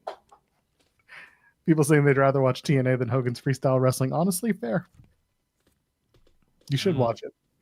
There's at least a curiosity with Hogan's Freestyle Wrestling. TNA is not even like, what are you gonna do? I'd be great in the New Day, but they got Big G. He's doing well. Yeah, you're not as jacked as him or willing to do a shoey on command. I'll do a shoey on command. What are you talking about? All right, go do a shoey. No. Then we gotta waste time. You getting the shoe and everything. I gotta get a beer too. Like, I don't have any beer. The Bronson Reed should probably do a shoey. I was gonna do a shoey before one of the Australia shows last year or this year, and then something came up to where I couldn't do it. So I would be willing to do it though. When are they going back to Australia? Oh fuck, they're going to Perth in like a month. Yeah, they'll be there soon. 2 months, a month and a half. Did you see that the tribal thief shirts got pulled down? So WWE shop had put up the Bronson Reed tribal thief shirt, and it includes a pair of Jordan-esque looking shoes hanging from there. They pulled them down because it could have been a possible gimmick infringement. Very funny stuff. Nah. I saw that Wheezy had purchased them because I think Wheezy and Bronson Reed have been going back and forth on Twitter for some reason. It's very funny. And yeah, she had ordered the shirt, and then she got an email that the shirt was unavailable. And then WrestleVotes just tweeted out that they pulled the shirts very quickly. So very funny. Oh yeah, the wife was not happy with me potentially doing a shoey. She thought I was gonna, get sick off of, which is probably true. I get sick just drinking beer. So, that'll just Although maybe it'll balance out the beer and the shoey, the bacteria in the shoe. It need to be like a fresh shoe. That's the thing. We ain't got fresh shoes. Got to go to Walmart first. Just buy a cheap pair of shoes just to do the shoey. Yeah, that's the stuff. Just don't get secondhand shoes. That could turn out very bad. I'd be willing to do it. I'd be willing to do it. Oh, we're very well aware that's. We'll see. Yeah, we'll see if I can't talk her into, or just do it without her noticing. That might work. Yeah. Just do it in the car while you're driving around, and maybe not with a beer though. No, I'm not drinking. Yeah, I'm not drinking and driving. What are you doing over here, Joel? Not that. Listen, I'm not the driver here. I'm just a guy sitting on his computer talking about wrestling. What else do we have to talk about? There are a bunch of shows this weekend. Ring of Honor has a show tonight, allegedly. Everyone's asking who Sammy Guevara's partner is going to be, and I keep saying, Big Boom AJ, pick up the phone, because that's the only person who should be answering the call. I don't want to hear any of this. Oh, it's going to be Rhino. It's going to be this guy, that guy. It's not going to be Rob Van Dam, but it's going to be, maybe someone from the Extreme. No, it should be AJ Bufumo. AJ, pick up the phone. Pick up the phone, Big Boom AJ. It's time. It's going to be Blake Christian. It'd be cool if it was Blake Christian. He's going to lose the match, though. Why they got to lose? Why can't they win? I don't know. It's the tag titles. It's time to move on from the tag titles. 6-man tag, whatever. I don't care. Put it on the Von Erichs who never show up to work anyway. That doesn't change anything. But instead, tag titles should probably have some sort of movement. Why? Even when Dustin was there, they didn't defend the titles. I do think the Outrunners are going to win the tag team titles. They should. Yeah, I think Guevara and the Von Erichs are going to... They said the titles were vacant, which seems kind of stupid. Like, why are you going to vacate them? This was the same thing as what happened with Moxley with the trios titles. When he stepped in, he wasn't a trios champion until he successfully defended. So technically, they were not on. Technically, they were vacant at that point. Because if they had lost, then the other team would have just won the titles, which would have been considered vacant. So this is their way of kind of explaining around it. Dumb. Just let him freebird it. It's okay. Be fine with that, but that's not what we get. It's not that big of a deal. No one's gonna be like, "Oh, the title reign means more because the titles were vacated," or the title reign means less because it was a freebird thing. No one's gonna complain about you. These titles aren't on television anyway. They're only defended every pay-per-view. Sammy Guevara gets a mystery partner. We've seen that a million times where one person gets injured and then you got to have another person come in there to help you defend the titles. Or you do what MJF did and just defend the titles by yourself. And the Von Erichs and Sammy have teamed before in 8-man tags, so it's fine if Sammy just gets the part of the 6-man titles from Dustin with the Von Erichs. It should just be one of the Von Erichs as the mystery partner. That's it. Just another Von Erich? Yeah. He should recuse himself from the match and be like, the Von Erichs are going to fight this tag team title match for me since it's vacant. So here we go.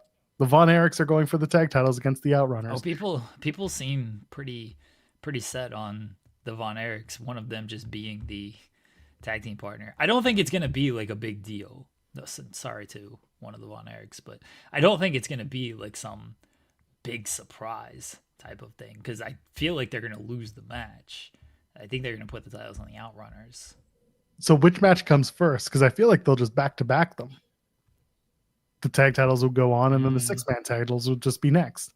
Unless they want to play the, will Sammy be okay in time to defend these titles against this team? Much. I really don't. Well, I don't know. On the day of the show, they might actually try, but like leading up to it, is not much going on. It's Ring of Honor. It's the Athena show, and that's it. And then Bandito is also a champion. Yeah, I don't think they care that much to do this giant angle. Maybe they just do back-to-back because I think they're retaining or winning the 6-man titles. I think they're gonna, actually like retain them.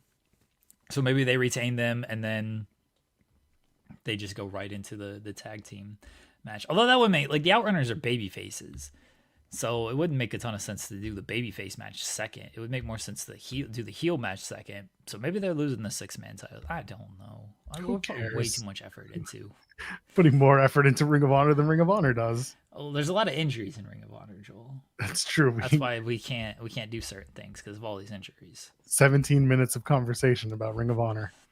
I'm blessed that Tony gave an answer. I mean, a lot of repetitive material in his answer, but I liked his answer about Deonna. It seemed pretty honest of, she had a bad performance at CMLL, which happens. And because of the international dates coming up, he didn't really want to put her in that spot.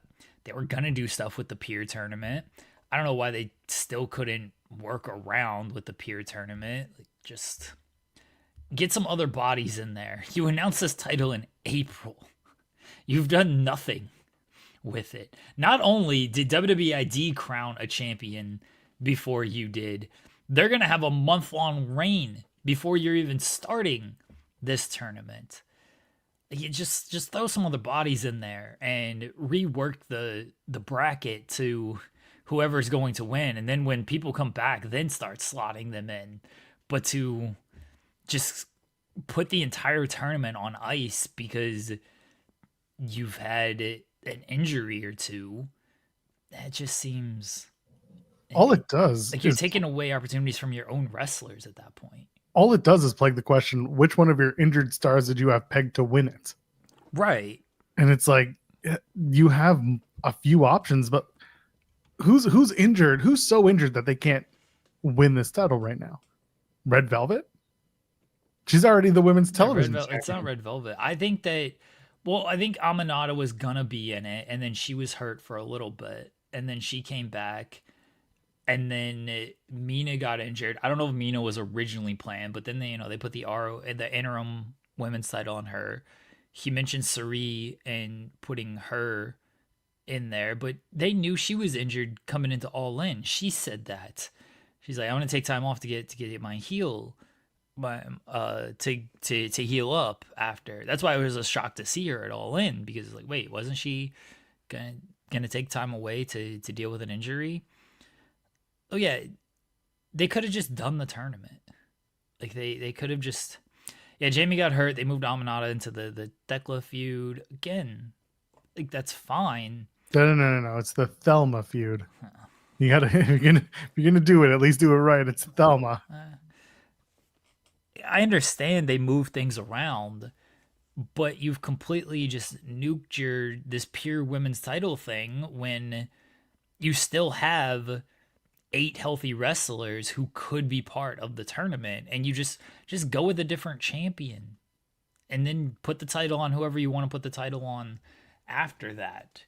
I don't think it's going to be this big deal of like, oh, well, it wasn't the first. Aminata wasn't the first champion. We wanted her to be the first champion. It's like, are you going to even remember this pure women's title a year from now, much less whoever the first champion is? Billy Starks, Taya Valkyrie, Deonna Purrazzo, Layla Gray, Queen Aminata, Serena Deeb. Those were the original announced participants. Yeah. Only Aminata was hurt briefly and then kind of got moved up as as mentioned. She got moved up because Hayter got hurt and she became more prominent on AEW television. So it really feels like Queen Aminata was pegged to win the women's pure title out of this. Yeah, potentially. But she was facing Deeb in the first round. So yeah, but they had already had a story going into it about Deeb wanting Aminata to be part of it. Right. Yeah. Yeah, Billy got hurt for a little bit. I don't think they were going to put the title on Billy because they've given, it's so weird what they keep doing with Billy. It's like, we're going to give her every title but the one she keeps fighting for every year without fail and losing. So like, I don't know. It's Queen Aminata just made the most sense out of everyone we're talking about. Deonna should be the person. I do think so. I think that she would be a lot of fun to carry that title and have a good refreshing of her character with it. But other than that, it's like Queen Aminata being pegged as the person, but then having a very good showing on AEW television with everything that happened with Jamie Hayter and the debut of Tekla. You can't pull her back to Ring of Honor to put that title on her. Not that it really matters because it's Ring of Honor, but I'd rather they just kind of focus on moving Queen Aminata up through the ranks and not have her do Ring of Honor as a champion and then show her up on a ring on AEW and da-da-da-da. No, like focus someone for Ring of Honor. Focus one person that can be part of the centerpiece of your show. No, I'm in agreement with that. But in doing that, they've just stopped doing anything with this pure women's title. Never heard of it. Yeah, and again, I know Sean's been all over this, and many of us have too. Like, you could be doing women's tag titles that could be much more fruitful than a women's pure title, another singles women's title in the AEW ROH ecosphere. Ecosphere? What's the word? No, I think ecosphere is kind of correct. All right, do that. I'm sure chat's going to tell me what it's supposed to be. Iconoclast. No, it's not that. Anyway, we'll see what happens. But yeah, tonight, again, I think most people are of the belief that the show is going to be fun because it's going to be well wrestled. But if you're expecting this to be like the best Ring of Honor show of all time, well, you're not going to get that. That was like 10, 15 years ago. It'll be a good show because the wrestlers are very good. They're on a run of good shows. I like the top two matches. I like Bandito and Hechicero and Athena and Mina. I expect both of those will be really good. Don't expect any title changes, but I expect they'll both be really good matches. And will Don Callis be there? Yeah, he's got to do the Yo Soy Hechicero intro. He's Hechicero? Don Callis is Hechicero? Yeah. All right. I know it's bad. It's a stupid bit. He should put on his long hair again and be Cyrus the Virus. He should take over ROH for the next 3 weeks while they're in. That would actually be something fun if he just comes out and he's like, "I'm the network." Perfect. People be like, bit. What network? We don't have a network. We are very specifically in search of a network. And he's like, I'm going to get a deal. I'm going to get a deal for this podunk company. I'm going to be the guy. And it starts with Hechicero winning the Ring of Honor World Championship. And it's perfect. The Don Callis family versus the Big Boom family for all the titles in Ring of Honor. We've done it. There are no women in the Don Callis family. There's a good reason for that. But instead, all of the Big Boom family should be winning those titles, beating the Don Callis family. Good over evil. Story as old as time. Evil. And Deonna Purrazzo is the pure women's champion. Nah, we got to put the title on Mama Boom. She's got the world title, the women's world title. We've already done this. Rizzler gets the world title. Rizzler and Big Justice are the tag champs. You add in Big Boom AJ. He's the 6-man title with the Rizzler and the other one, Big Justice. Mama Boom has the world's women's title.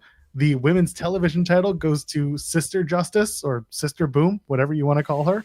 And who cares about the rest of the titles? Get rid of the women's pure title is Deonna's. But like the other titles, the television title and the other pure title, get rid of them. Give them to Bozilla. Okay. That's the way it goes. Right. Live Blast sent a super chat saying, if Tony comes out to celebrate Taz cosplaying as Bill Alfonso, I will be the biggest AEW stan ever. If he comes out with a stupid whistle, I will laugh so hard. Tony does have the energy to match Bill. Fonzie with he'll come out as dressed as Fonzie. This is true. Athena is staying the ROH Women's Champion in Ring of Hallucinations. Would you make her the world champion instead? I'll just be like, gender doesn't matter. Anyone can win any title because it's 2025 and this is what we do. Yeah, and we don't do wrestling matches anyway, so yeah, she could win the world title. Why not? She's gonna beat the Rizzler. The Rizzler and Athena would draw. Like, imagine. I'm telling y'all, I've told you exactly what it looks like. The Boom family. The Justice family, the Big Boom Justice family, they should be running Ring of Honor. He's doing the Riz face, and then he gets hit with the O face. There it is. Oh, that'd do like 3,100 million social impressions. It would win the internet. It would be just quadrillions of views. Yeah. Meet Normus is so excited he's leaving to go call both competitors to put the idea in their heads. Yeah, that would break the internet right there. I've got it. These are ideas that need to exist on the timeline. Start telling Tony, we've got an idea. Whenever Tony finally comes on this show, we're gonna pitch him all these terrible ideas. He's not going to know what he walked into whenever he comes on this show. His garden is going to be set ablaze, damn it. He'll have fun on this show, I feel like, though. You know? I think so. We're gonna ask great questions. He loves great questions. He does, yeah. But we're gonna it'll be different than the stuff he's typically used to. Let him promote Dynamite for the week, sure, that's fine. But then let us get in the real questions. Yeah. Tony, do you like Arizona iced tea? Your Ring of Honor World Champion, the Rizzler, is going to have his own flavor of Arizona iced tea.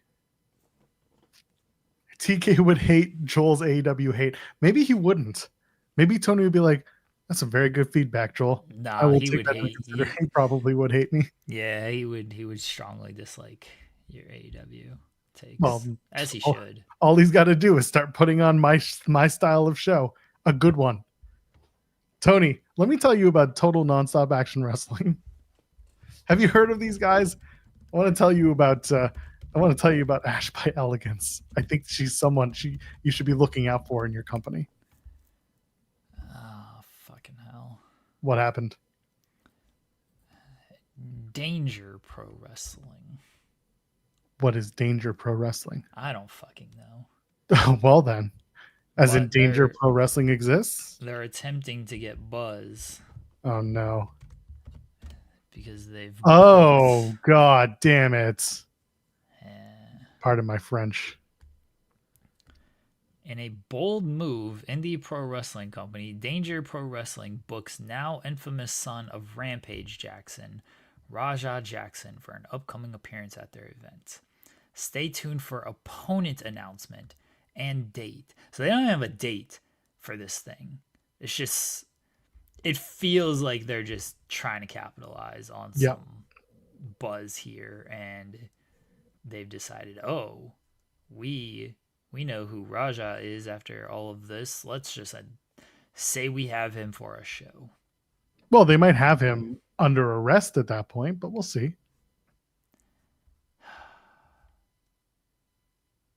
What a stupid... This is Carney. This is exactly what you'd expect. Well, yeah. Like, I don't know. I don't think anyone should be surprised. I think people should be absolutely disappointed that that wrestling could be better, but isn't because of this shit.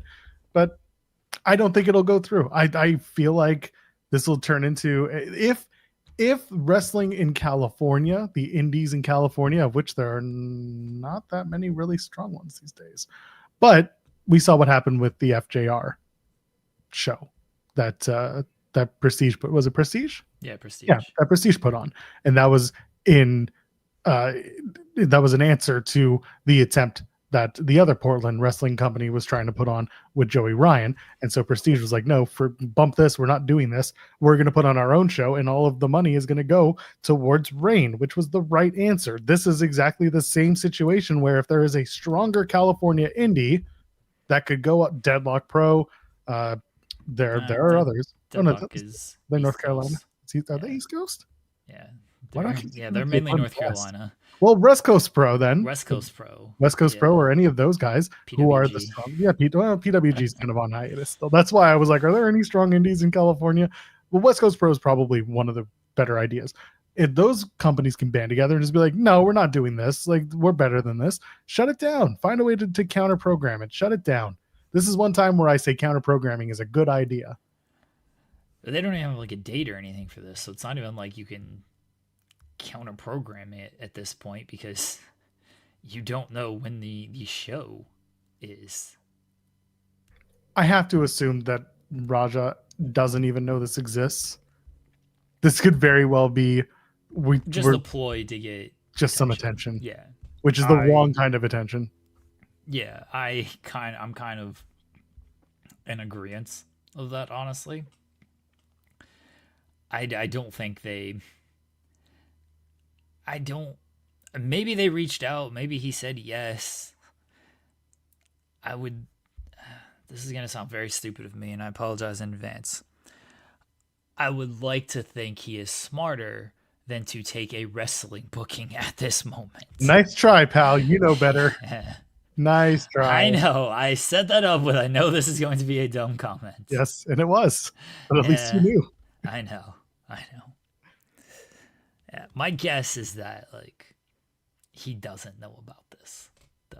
That they've just announced this because they want to create some buzz, because they are a promotion that I've literally never heard of until now, and they've got 3,000 followers on Instagram, and I can't imagine their shows do a whole lot out there. But they've got a show listed for Friday, September 5th, Friday, September 19th, and they October do shows like every week. Yeah, it looks like they do quite a few. Yeah. So who knows? I've never heard of them until now. They're one of those, like you said, every week, but they don't have any matches announced. Yeah, we'll see. Very poor thought into that idea. So there you go. We'll see. We'll see who counter programs or just tells them this is stupid. Yeah. If you've attended Danger Pro, let us know in the comments, because obviously we're not in the West Coast. I'm in Toronto and Jeremy's in Ohio, so we are not we're not well versed on that side of the world, other than what we've seen from West Coast and other well-known wrestling entities out there. So let us know. What's next? I had something that I forgot what it was. Oh, it was the All Out. The idea of moving All Out to an earlier time to accommodate WrestlePalooza. Oh. I wanted to talk about it because I wanted your thoughts, and B, I wanted to give kind of an idea of what you're looking at if you do something like this. So some people have mentioned, why not move it again like All Out or All In Texas did, where All In Texas was in the afternoon and then WWE was doing their Saturday night's main event. So why not just have WWE run at night and then AEW can run earlier in the day? Well, this time around, there's two reasons why. One, you're not dealing with the time change because you're on the East Coast for this one. Number two, you have other events that are happening and are being promoted during the times that AEW would potentially move to, where some talent are not involved, but certainly like want to be around, that is down the hall. And I'm talking about Smash Wrestling. They've got a show in the afternoon where they are saying the show will be starting at this time, ending at this time, plenty of time for you to get to All Out down the street. Stuff like that is in existence as well. This is a major event at a major arena. I don't think that Scotiabank Arena is going to say, yeah, sure, you can honor your contract by coming in 7 hours earlier than you originally planned when Gabriel Iglesias is running a show the night before. So yeah, there are a few logistical concerns that I have. And plus, I don't really think they need to do something like this. Would I love to be out of the venue by 9 p.m. Eastern? Hell yeah. I would absolutely live for that. But I'm also realistic enough to understand that just let them go against each other. Who cares? The AEW fans are going to watch. And because of the whole, like, I can watch the show later on ESPN or whatever show I can watch it later. The John Cena, Brock Lesnar, whatever it is. Keep the shows at the same time. Let them go head to head. Who cares? And then get a VPN and watch it on Netflix anyway. It's dumb to move the show. Like, on top of the logistical stuff, which plays more of a part of than I think Dave just wants to even recognize. It's just, you already announced the show. If you move it, like, you look kind of bad in that, and there's no reason to do that. We've talked about it before. It's like, right now WWE looks bad because you announced your show, you had it set up, and WWE is coming here and they're announcing now WWE PLE. They're gonna put Brock and Cena on it, and Drew and Cody on it. So they're the ones that's looking like, oh, you added this a month in advance and you're gonna announce these big matches. Okay. If AEW moves it, it's like, well, WWE won. They did bully you off of your time, even though you were here first. And I understand why Tony would be like, no, I'm not gonna take this fucking shit anymore. Oh, he shouldn't move the date or the time. I think it'd be very stupid to move the time. And on top of all the logistical issues of, can the arena accommodate even going early? Because, as you mentioned, Gabriel Iglesias is playing the night before. What's the fan situation there? Like, you don't know what these people have plans on for Saturday afternoon. If they're going to be able to make it at the same time, they're planning to show up at 7 or 6 whenever doors open. 6. Not 12 or 1. That wasn't in their original plans. So it's dumb to even think that it's going to be moved, and it shouldn't be moved. The only thing that has given me any pause about this event, if you're on Scotiabank Arena's website, they have a TBA for a start time. AEW has a start time. Ticketmaster has a start time. The venue doesn't. That's why that's the only, and this is very low reason to believe that they could change it. That was the one thing where I was like, oh, that's strange. But the second I go to buy tickets on Ticketmaster, it says 6:00 is doors, show starts at 8. The pay-per-view is listed as 8:00 everywhere that it's promoted. By the way, you can buy, I think, a 5-pack of tickets right now if you want to go to the show, according to Ticketmaster. That was a deal. So point is, I wouldn't move it. Just like Jeremy was saying, if you had plans for that day to suddenly have to move your plans up 6 hours just to accommodate something that's not even happening in the town where you're going to see the show, what's the point? They're going to get the buys anyway. They can either get them live at the air or get them later when people watch the show. I don't think that the crossover is going to be so big that it's going to take away. Also, just put on a banger card and see what happens. Right now, I don't think that they're going to do the most blockbuster card they can. I think that there's going to be a lot of really good storytelling matches, but I don't expect I don't know what to expect other than, we've done Cope and Christian and FTR. That's official. And that's all right now, but we're 3 weeks away. Just let them run against each other. Again, I'd love to be out of the venue by 9:00. I know I'm going to be out by 12. You know why I want to be out by 9 more than anything? You're not going to be out by 12. Don't midnight? Lie. Maybe 2. Yeah, you're right. It'll be 2. Oh God, it'll be 2 There's a press conference. The show isn't going to end until midnight. You're right. The show's going to end at like 11:45, 11:58. Oh, you're right. I forgot. Yeah, you're not going to be out of there until at least 2. And then I'm going to go home, and then I'm going to get 3 hours of sleep because I got to go to Mystery Wrestling the next day. And I got to actually do my job at Mystery Wrestling and do interviews and stuff. So, yeah, that'll be all right. And who needs sleep that weekend? Yeah. Yeah, you're not going to be out of there by 12. Yeah, Good try, pal. Good tries, right? Fudge. Okay, fine. You win. Regardless, just you got to ask Tony the important questions at the press conference. Yeah, and Matthew Hooks is saying like they've already set up like 5 matches. They've started to put the threads together for those matches. They haven't announced officially 5 matches. They've announced 1 officially. That's their lead off, and they'll build it from there. And I think that's fine. And again, the Tony rule of booking has always been the last 2 weeks is when he's going to knock everything into the ether and let you know these are the matches. And so for that, it's like you'll be fine. They will be fine. The show's just going to be the show's going to be at its normal time, and selfishly it'll end later than I would like, but I will still be there and I'll still be covering. So I'm not going to complain about doing my job. Till it happens, then I'll complain. When I can ask AEW PR, hey, where's my water bottle? I look forward to that conversation. That's going to be the question you ask, and I'm going to be very upset at you. I will be soliciting questions from the audience. I told you the question to ask. I know you just want Jack Harlow, but they did. We asked about it. They asked about it over on on Unrestricted, and Blake was on the show and he talked about singing the song instead of a Speedball's idea. Well, we've had to ask Tony. We don't have an answer from Tony. You can get an actual question. That's true. I'll be like, everyone's asking. Everybody's asking. We need to know the answer, Tony. Will you license the song right here, right now? Will you get on your phone and call Jack Harlow? Will you do it at this moment right now? We will pause the show so you can make the phone call. Ask him if they can start the press conferences sooner. Like, Tony, why does it take you 45 minutes to start these things? Great question. The show was really great, and I want to go through the card and also tell you that I love coming to Toronto. Great town, pay-per-view quality town. You proved it tonight. We're looking forward to coming back next year.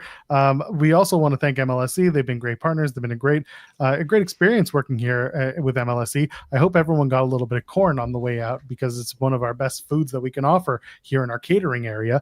So yeah, let's talk about and 20 minutes later we get the answer. Good question. Next question. Oh, and I had to check on the wrestlers to make sure they're alive.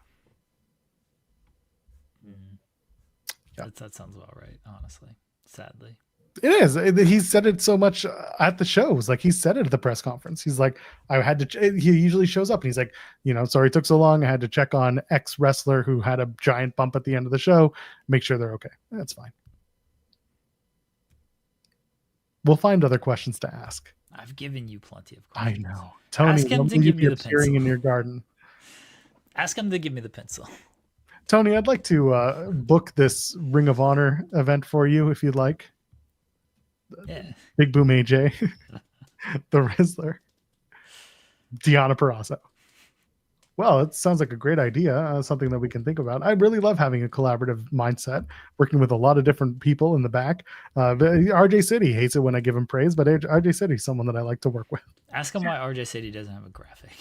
I would love to. He'll blame Jeff. And then we'll be off to the races. Sir, who's Jeff? Give me the history of Jeff, will you? Don't move the show. Just have the show at its normal time. Grace is in the chat saying, you're going to be out doing other things and you're going to order the show and you'll watch it when you get back. Good enough. Who cares? I'll do one better. Don't move the show. Just don't air it. No. It's a house show now. No, add to it. Run ROH in Indianapolis that same night. Run down the street. Put Chris Jericho on that card instead of All Out. Chris Jericho's big return in Indy, right next to Brock and Cena. Add to it. Do what WWE does to you, where it's the NXT show and this WWE show and this WWE show. Load it up and run an ROH show at the same time, right down the street from WrestlePalooza. Ring of Honor wrestle. That was another thing I thought of. I was like, you know what? Tony should really start messing with WWE and counter programming WWE shows with Ring of Honor shows. Just do big Ring of Honor shows down the street. And like bring it just under the banner of Ring of Honor, just do whatever and just put on like Action Dean matches, stuff like that. Just go ape shit. Just, and be like, we don't care like you don't care, but we're going to get some money. Yeah. That's the answer right there. I would book Ring of Hallucinations. I'd book it. I guess they're running Gainbridge for Indiana. I don't know what venue is next to Gainbridge or close to Gainbridge. I just hold the show outside the arena. Just an ROH show right outside Gainbridge Fieldhouse. They got the big walkway. I've been there. They got the big, area where people enter in at. I just have a ring there. A Ring of Hallucinations just running. Like, you can watch free wrestling outside or you can go inside. Make your choice. And the Ring of Hallucination uses a circular ring. We can do that.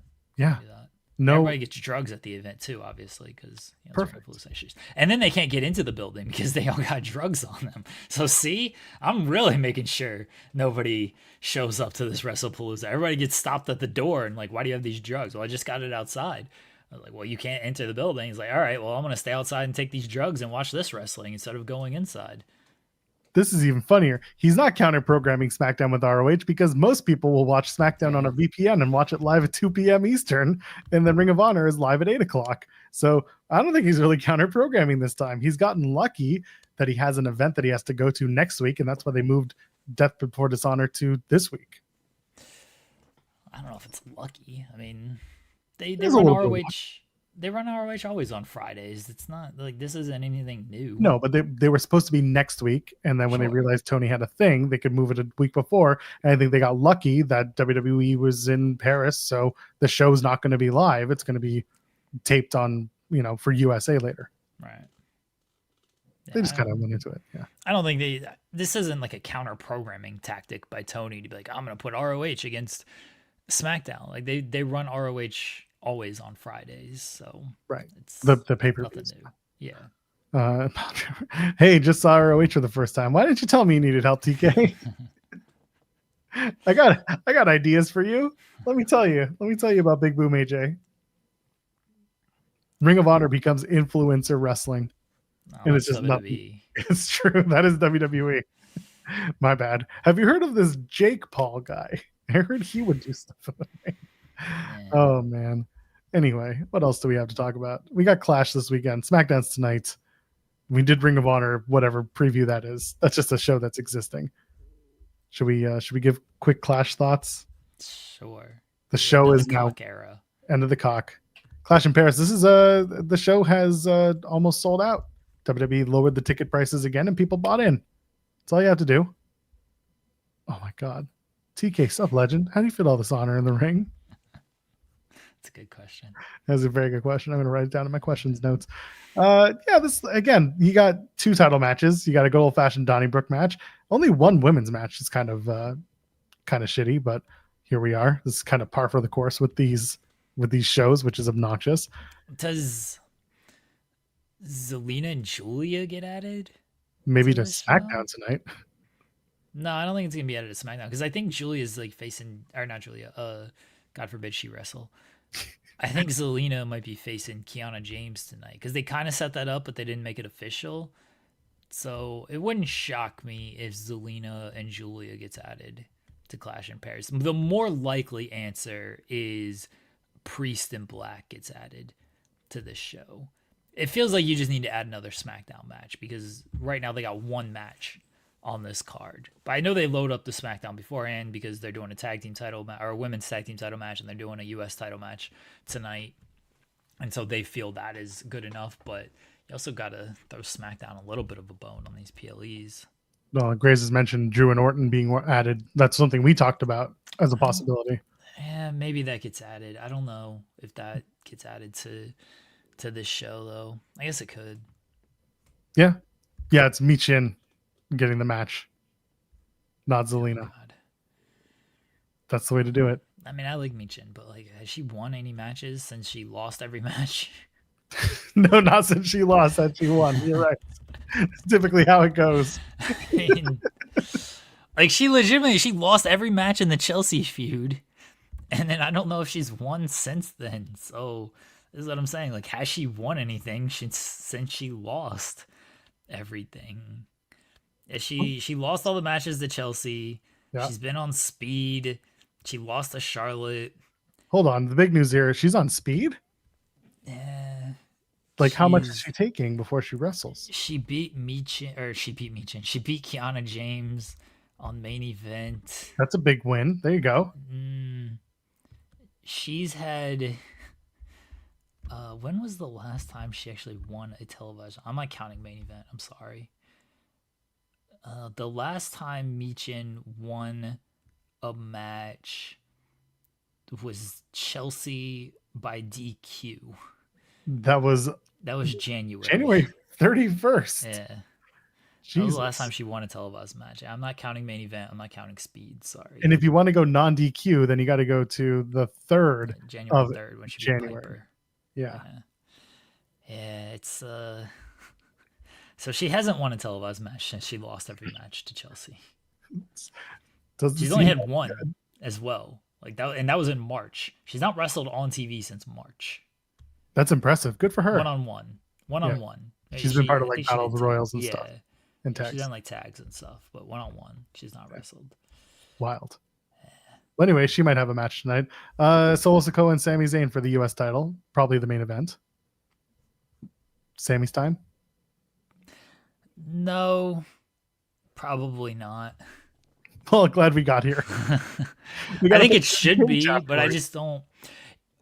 They'll probably do a DQ finish, honestly. Like, tonight feels ripe for a DQ finish. Oh, hell yeah, brother. And then we don't get to talk about SmackDown. Yeah, we're not going to talk about SmackDown anyway because they have Clash. So, well, no, we got to hold on. We have to be nice to Alexa Bliss Gamer, who's always here. The women's tag titles are on the line. Secret Hervis versus the allies of Charlexa. Yeah. We got to talk about that match, so maybe we'll make the little exception for that. No, not if it ends in a DQ. I'm not breaking. No, not that match. Not that match. I'm talking. If we I thought the edict was that the main event, is a DQ. We don't talk about the show at all. Totally okay. Good.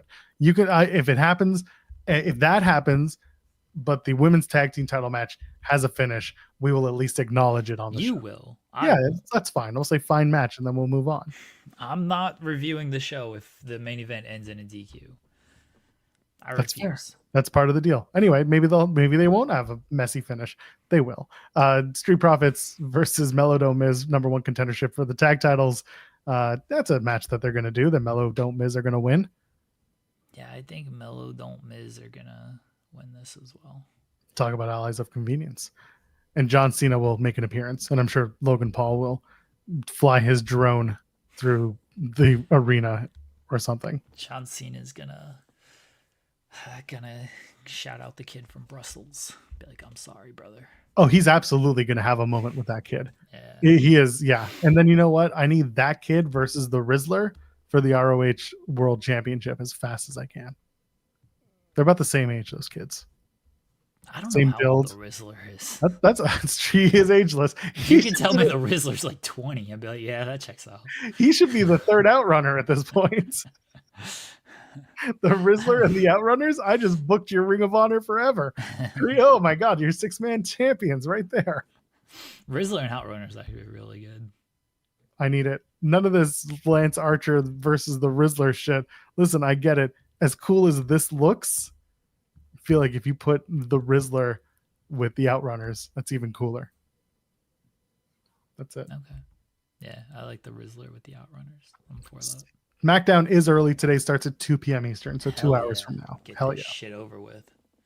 Then I got to watch ROH tonight, so it's not even like I get a night off or anything. That's fine. You'll be all right. Archer's still jobbing out to the Rizzler. Yeah, that's right. Yeah. Oh, man. And then Clash, it'll be what it is. It'll be fine. It'll be a fun show.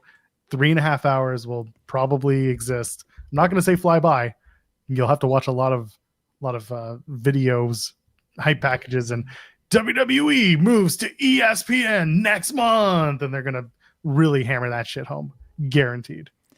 Yeah, I wonder how much they're going to be able to I mean, the announcers will be able to promote it, but they can't run like a video package. I don't think. Maybe they can. Do you remember how petty they were when they moved from Spike to USA? The Homecoming. Oh yeah.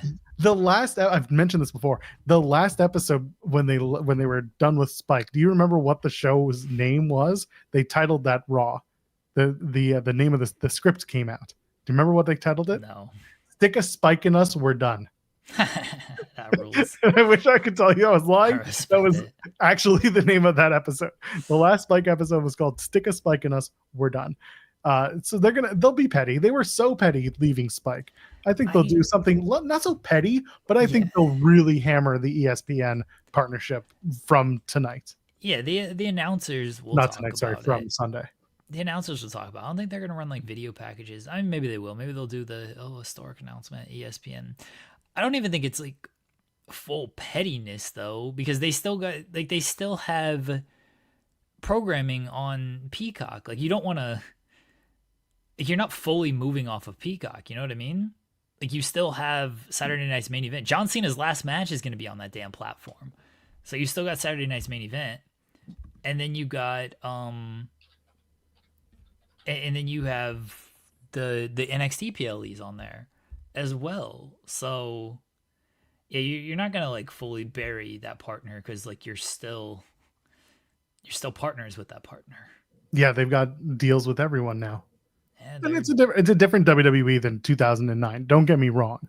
Yeah, they don't want to piss off these partners. Come on now. Yeah, like they're not gonna piss them off. But my point was they are going to hammer home the importance of having this new place to watch the shows. Yeah. AEW Dynamite will be running the Agganis Arena in Boston on November 17th. Okay. They're back to running an arena because last time they came, they did the MGM Music Hall. All right, so this Danger Pro shit is fake.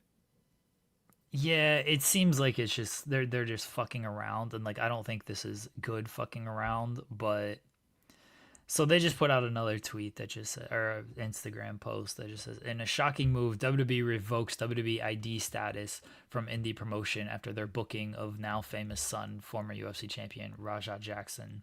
This was first reported by super wrestling dork Dan Meltzer of the Wrestling Obesity. So fuck this promotion. So I think this was them being funny. LOL. Yeah. We hate dirt sheets. Look at us. We're so funny. Sure. Yeah. This is cool. Super edgy. Yeah. That's what this. Love it. Is. Go watch Edgelord Wrestling, or don't. Please don't. Anyway. So I don't think Rajah Jackson is actually booked. This is just some shitty promotion trying to, as Joel said, do edgelord bullshit to get attention. And it worked because people ran the story and, it got picked up. And all 17 people are still not going to go to Danger Pro Wrestling, and they're just going to say this was stupid. Yeah, whatever. Yeah. Shindies, baby. The wrestling business sucks. There's a lot of shitty people in the wrestling business. Boy, howdy. WWE Clash in Paris. Take that as you will. Is there any match that really sticks out to you that you're looking forward to seeing on the card? Or is it just kind of a, hey, here's an ensemble cast, let's watch the show? I think Cena and Logan will be good. I think the matches actually be good. I think the crowd will be into it. It's a fine show. I don't have anything fully against this show. I think some of the winners are not really in doubt, and so that maybe hurts the overall enjoyment. I don't have I'm not really invested in the world title match. That's just okay. The Seth stuff has been kind of a miss for me so far. I'm an unabashed Cena fan, so I'm gonna enjoy John Cena. And Nikki and Becky. Honestly, that's kind of my most anticipated match because I think the promos have been good. I'm interested to see what that match looks like. Sheamus and Rusev will be fine. What did I miss? Roman and Bronson. Oh yeah, Roman and Bronson. That'll be good. I'm looking forward to that one. And then if they add Drew and Randy, okay, that's a fine match. Like it's a fine card. I know people are like really down on it, and I'm not fully one of those people. I think it's a nice little card that will get I don't say a lot of attention, but will get a very good reaction because they're in Paris and the crowd will be super hot for it, and that'll probably lift the overall quality of the show. So it's a Sunday 2 p.m. show.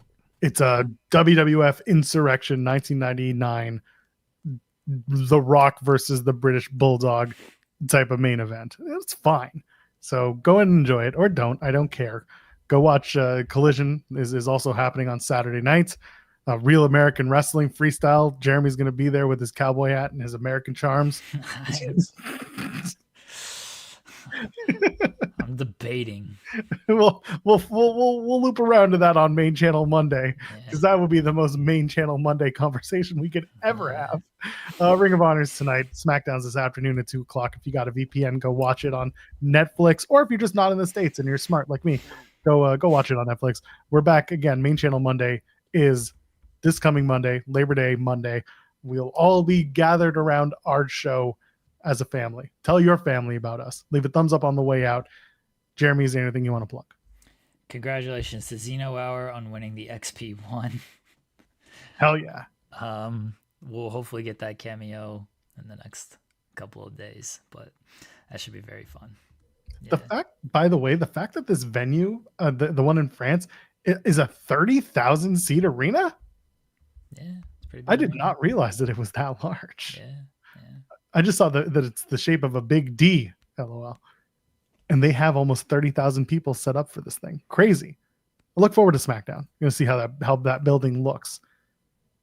Oh no, they're not there they're in Lyon tonight. Yeah, they're in Lyon. Then they're in Paris on Sunday, and then their Raw is back in the venue the next day. Yeah. Anyway, for Jeremy, you know who I am, you know who he is. Leave a thumbs up, like I said. Ladies and gentlemen, friends beyond the binary, we'll see you in the next one.